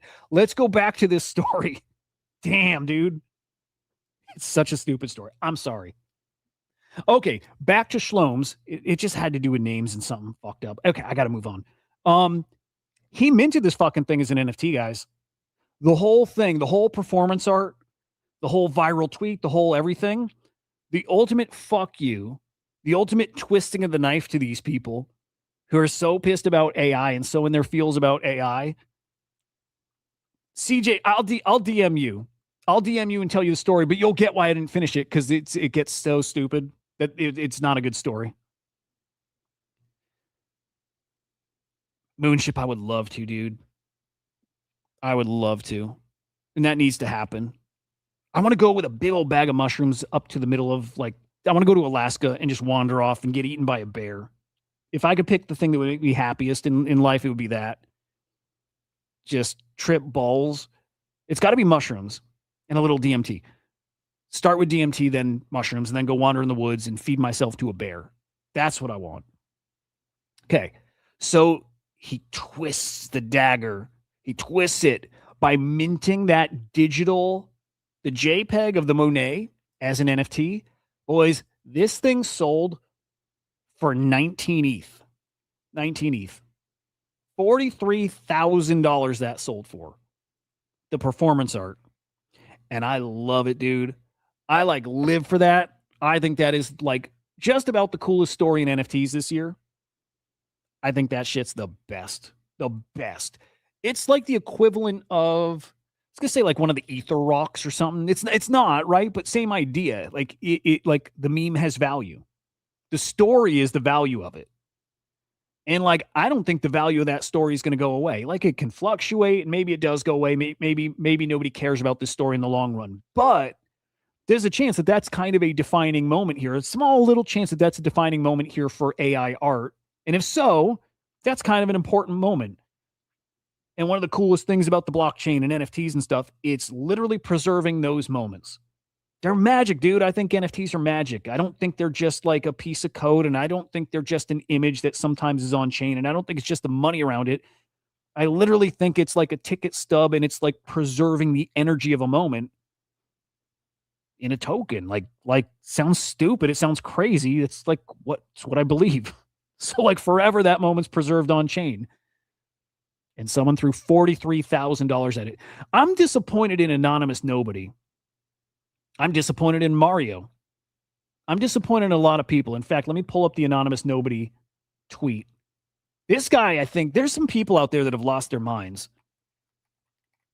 I like this guy. I like him as like a human being. I like him. And I've collected some of his work back in the day to support him. I like him. But this guy lost his way. He talked some shit about this piece. He talked some shit about that sale. Said, stupid fucks, most likely money laundering. Nobody believes this is real, like most cabal shit in the space. Stupid fuck. Of course it's real, dude. Of course it's real. Like, man, you can't keep underestimating how much money is out there. How many guys out there have so much money to throw at just shit posts? You can't underestimate that. No part of this is a cabal thing. Or maybe it's his friend who thinks it's hilarious, and friends like you would loan your friend or not loan your friend.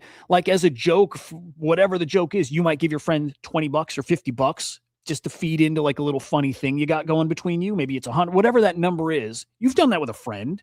You've thrown some money at a friend before because something fucking funny happened. He did a funny thing and you're like, fuck you, you got me here, boom. Or to support a friend or what, like, right? That happens and it's real. There's guys who do this at another level. So my $20 to my friend for his funny fucking thing that I want to buy is this guy's $43,000. This isn't fake. This isn't money laundering. It's not a cabal thing. Somebody really liked that story and really valued it. I would be that guy. If I had 7 figures, like dead serious, if I had 7 figures, this is exactly the kind of thing I would buy for fun. It's exact. I would be that buyer, and I wouldn't even think twice about it because I love that stuff. That would be me. I know this is real. This is not money laundering. That is a real deal sale because the fucking story's so awesome. That guy's lost his mind. And by the way, he lost his mind back when he tried accusing and like fucking attacking OpenSea for a scam token that happened to be on OpenSea because they aggregate everything. So yes, scam tokens show up on OpenSea, and he thinks they're responsible for it and need to pay him back because he bought a scam token. I'm sorry, I don't mean to be shitting on him because again, I like him as a person, but he's got some weird ass takes and stuff. He's weird ass takes. Okay, so then Mario, who I have, again, I probably have 15-ish of his pieces that I've collected. Like, I love him. Dead Drop from NFT boxes, I probably have 10 of that alone. Like, I just love his art. I love it. He's a weirdo. Like good weirdo, right? I mean that in the nicest way. Like, good weirdo. Fucking weirdo, weird ass art. Super talented. But he's calling this piece a shitcoin. He's calling that whole performance like a shitcoin. And he's barely calling Schlom's like a performance artist. What is the word he used? There's a word he used. Yeah, okay. He said, yes, you are also a conceptual artist on a certain meta level. There's nothing meta about it, dude. Like, he is an artist. Shit posting is an art, by the way. This goes deeper than shit posting, but even if just a little, like it's an art. It's an art. It is. Boy, I don't think I want to read the whole thing. I wonder if I could get Grok to sum up key points here. But he's basically comparing this to a shitcoin and say he's not like creating a thing. He's taking advantage. That's probably not the best way to put it, but he's just like directing people's attention to a thing that has already happened before, a point that has already been made. He's making it again, and he's like benefiting from his ability to get attention. Something like that. Let me see if I can get Grok to sum this up.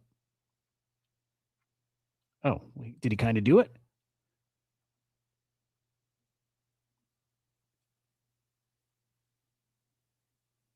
Yeah, no, I want a real. Oh, Grok doesn't do it that way. Does it?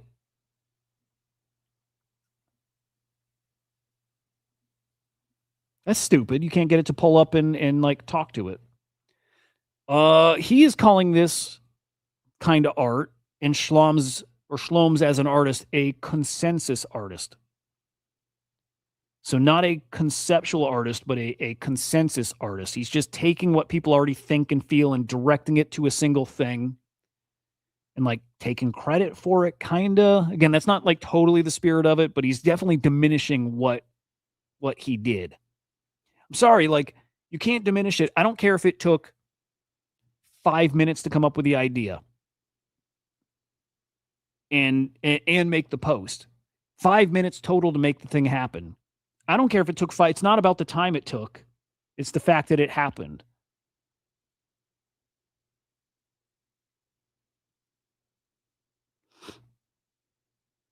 God, I want to get to there's some good parts in here. Again, good parts that I like super disagree with. What distinguishes the consensus artist from his predecessors, and what he's saying again is this exact point has been made before. This kind of example of showing a piece and then saying it's AI art when it's not. He's saying that exact thing has happened before. Fuck it. Let's read through some. There's a new breed of artist on the rise. I'm not sure yet what to call it. For the moment, my working label is the consensus artist. The most legible recent specimen is Schlom's, whose Monet stunt this week produced the usual choreography of dunks and counter dunks, followed by the usual essays explaining what the episode revealed about us. The episode has been read as a parable about AI hysteria, about online credulity. Why am I so dumb, dude? About the survival expertise, depending on which prior commitment the writer arrived with. I'm going to have trouble reading this because, again, caveman. What it has not been read as is a portrait of the artist who staged it, and this is the reading I want to attempt. So he's trying to like define Schlams and what he is and what kind of artist. And again, he's calling him a consensus artist. The classical artist produces work and an audience forms around it. The modern artist, and I think he's talking about like this. Oh, no, it is separate. The modern artist provokes an audience and the market eventually catches up. The consensus artist inverts both. The audience is there first as a loose coordinating layer scattered across the platform. They are bored, fluent in its own ideisms, hungry for figures who can give shape to the day's collective mood. And the artist is what crystallizes out of it when the conditions are right. So far, this is not like inaccurate. He's less a maker than a focal point. Disagree. Already disagree. His gestures are not delivered to the audience. They are the audience's own preferences reflected back at them in a form they can amplify. The work succeeds in direct in proportion to how completely it absorbs the prior belief of those circulating it. It's weird because it's like, I get him. He's not wrong. He's also not right. And I disagreed right from the beginning here too, though. He's less a maker than a focal point. I'm sorry. Again, I think even just the idea, whether he saw that idea out there before and he copied it, or maybe it wasn't the most original idea, but the idea still came to him and he made it a reality. Like, I don't like diminishing that shit.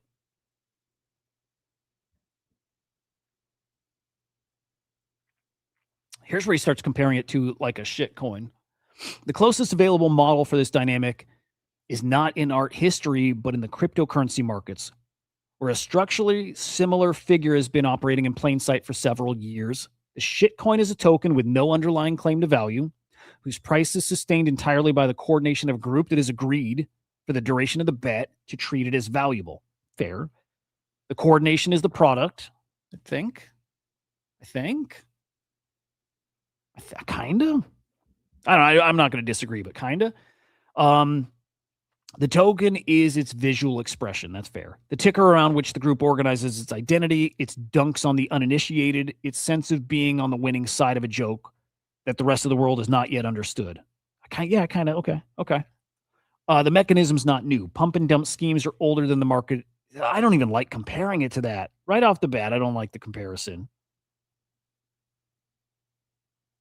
I don't like comparing it to a pump and dump scheme. What is new is the cultural infrastructure that makes the coordination layer visible, durable, and self-aware. I like that. Participants know they're coordinating, and the knowledge is part of the pleasure.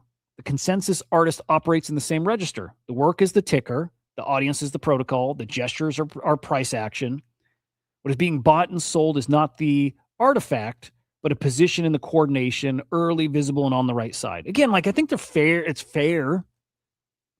I just don't love comparing it to a shitcoin in any way, especially when I'm not even sure there was an intention to sell something. I don't even think the selling of it was the point. It's the, like, the accumulating of attention. He did this before, I think.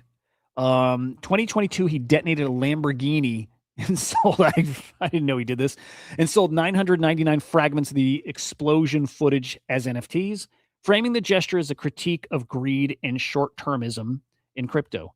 The conceptual move, a luxury object destroyed and its remains sold as tokens. Is there a point? It's too many words, guys. Let's keep going. The Monet stunt is at least the fourth version of a post a real X, claim it is AI, to circulate on the platform since 2022. By the way, I don't doubt him, because he is, to me, one of the like top AI NFT people. He just is. Like, his first work I collected in 21 was AI.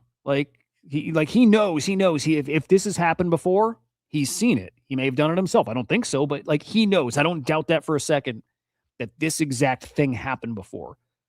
But I'm sorry, timing really fucking matters, and like, timing right now is perfect for this.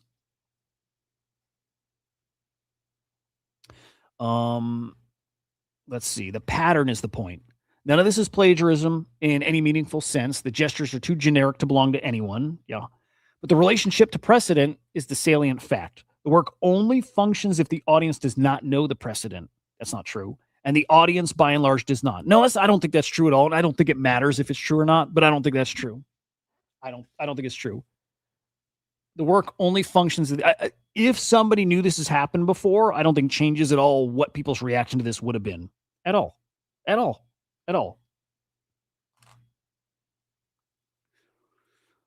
It's not a complaint. Every generation rediscovers its predecessors. Yeah, he doesn't like that this has been done before and that this is the one that's getting all the attention. For some reason, that bugs him. Whereas I don't think it fucking matters.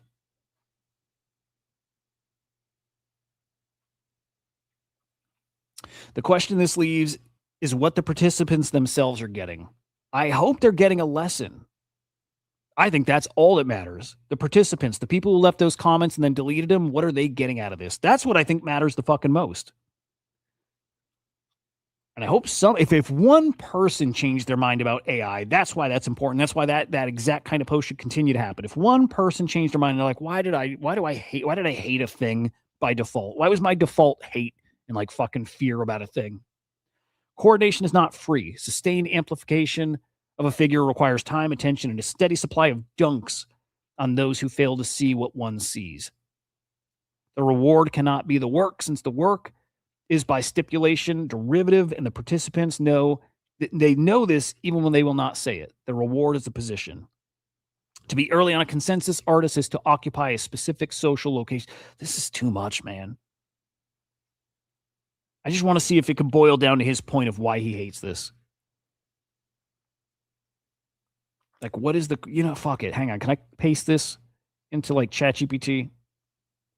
Or does he sum it up at the end? Hang on. Let's do the last paragraph. I just want to boil it down to why is he so like, why did he feel the need at 3 a.m. in the morning to put out this post? That's what I'm curious. What remains to be seen is whether anything of the work survives the dissolution. The historical case suggests the answer is sometimes partially and not in the form the original audience would have predicted. Oh my God, it's too much. The joke of the prank in the end is one the artist didn't entirely intend. The image he chose to label as artificial is the one element in the whole apparatus, the painting, the post, the audience, and the discourse, and the ticker that was made to last. I don't know. Again, the fact that I'm doing this in little, like taking some stuff out of context is like probably doesn't help. But but like, again, this just on its own, like isolated here, the part that's going to last is like the original piece of artwork. No, I'm sorry. Like, again, maybe I'm talking about this in like, it's completely out of context, but no, what will last again is if that one person changed their mind about just how they even approach AI. If somebody now approaches a piece of art, AI art, whatever kind of art, and they don't approach it with hate, then there you go. There's a thing that lasts every bit as much as a Monet painting that has people having equally important thoughts. If one person realized how silly it was to default to like that feel and that reaction, then that lasts forever too. I just think the whole thing from Mario's just weird. Just weird. I think it's okay to have the reaction. I think it's okay to be thinking about this shit, of course. To be trying to like come to terms. What about it you like, didn't like, why it's good, why it's bad. All of that's great. Like that should be, I think we should think that much about like a lot of things. But that he settles on like fucking trying to diminish Shloms as an artist and what he did, I think is ridiculous. Okay, hang on. We're going to chat GPT this. Can you sum this up and tell me why the poster dislikes I don't even know how to dislikes the stunt? I am 8 years old, so explain it to me. All right, let's see what it says. Again, I just want to get to like the fucking core. Doesn't think it's original. Saying Shloms did a trick with a Monet painting, basically making people argue about whether something was AI or real. Lots of people online reacted, shared it, defended it, and argued about it. The poster thinks the reaction was the real art. Yeah, yeah, not the stun itself. Yeah, here's the kid version. I don't think this is telling me anything. Yeah, okay. Well, so the core of it is this is not new. What he did is not some genius. A lot of people are saying this is like fucking like a brilliant moment. It's a brilliant thing that Schlums did. There's a lot of people saying that. I'm actually one of them. I think it was brilliant. I don't care if it's been done before. It was not done so effectively before, and I think that's brilliant. They think the artist is like a meme coin. I hate that. I hate it. I hate it. That's a real skill. That's a real talent to get people's attention, to get them worked up, and to be able to convey a message, like a really important message, so simply. That's a real skill. It's not even a skill. It is, but that is also an art too.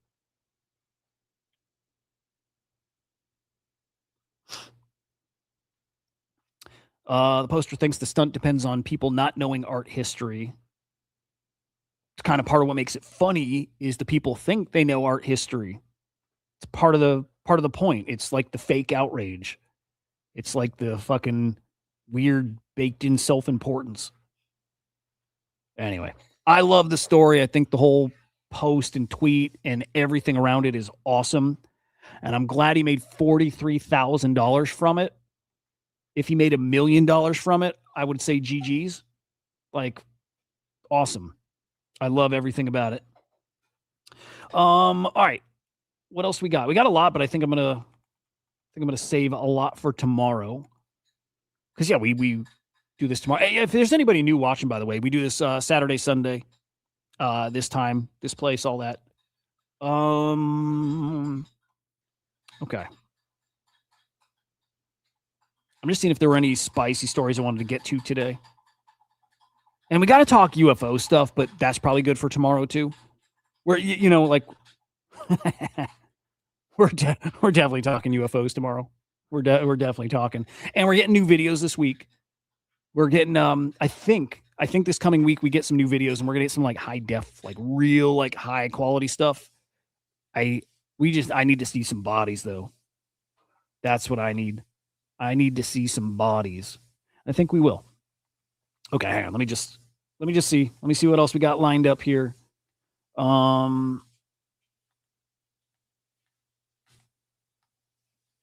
do want to chat with Cirque though. I think we're good. I think we're pretty good. Again, Monday. Me, my boy Anthony, 0009. Space is talking about the Curb Appeal collection. By the way, I did not buy up 5 pieces, and I did not put it on this stream knowing there's going to be a Spaces about it that I'd be talking. This came about, I think, like Thursday or Wednesday. Anthony asked. He had already, I guess, was planning this. I didn't know, and then asked if I would join. And I'm like, yeah, hell yeah. So I just want to be real clear about that I'm not trying to pump a thing before I'm about to like talk about it publicly. I didn't know. I was just invited. Nor do I fucking move markets. So there's that side too. All right, quick modest check. Actually, this will probably be a tomorrow conversation too, but this is like, I don't know. There's some FUD around modest who doesn't deserve it. But and it's coming from Brandon Walsh, who likes to shit on like lots of stuff. I still think Modest is great. I think it's getting ready to enter its last phase. And I will say this about Modest: if you've been playing the puzzle game, and if you got to the point where there's an artifact that you're getting from Modest, just know that there's actually 2 artifacts. And I've not cracked the second one yet, and I might spend some time today trying to crack it. If that doesn't mean anything to you, then you're probably not playing the proxies game and whatever. But if you did tweet DM Silas, if you did DM him and you sent him the thing and you got your artifact incoming, just know there's a second thing, and you're probably running out of time, as I am, to get that in there. Okay, 141 citizens left. That means 70 more need to die or so. Like about 70 left to die. But hang on, let me see what our treasury's up to. 357 ETH divided by 69. Dude, we're now up to almost 5.2 ETH for the remaining 69 citizens, which is crazy. That's bonkers, dude. And it's probably going to go on so much longer. And we still got to see what like the whole we still have to see what all the Silas stuff and the whole proxy that still there still might be some like rewards going to that, maybe, like, don't know. But I think Modest is brilliant, and we'll talk about the FUD. We'll talk about that FUD tomorrow. Real quick, make sure you follow me. It's Mind Maxing on X, and I'm going to show the YouTube because I don't know, because we're bleeding out. We're not bleeding out shit. We don't have a lot of subscribers there. But if you are new watching right now, subscribe on YouTube. It's Inside NFTs over here. Last check-in on the crypto market, and then we out 78K. We're going to lose 78 this weekend, aren't we? We're going to lose it.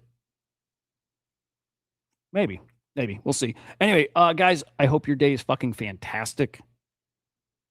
Get into NFTs. Stay like you're in. Keep watching. Keep your finger on the pulse there. It is really good right now, and how long it lasts, don't know. But be in while it's good. Fingers crossed we keep heading in that direction. That's the up and to the right. We'll see. All right, boys. We'll see you tomorrow morning, and goodbye.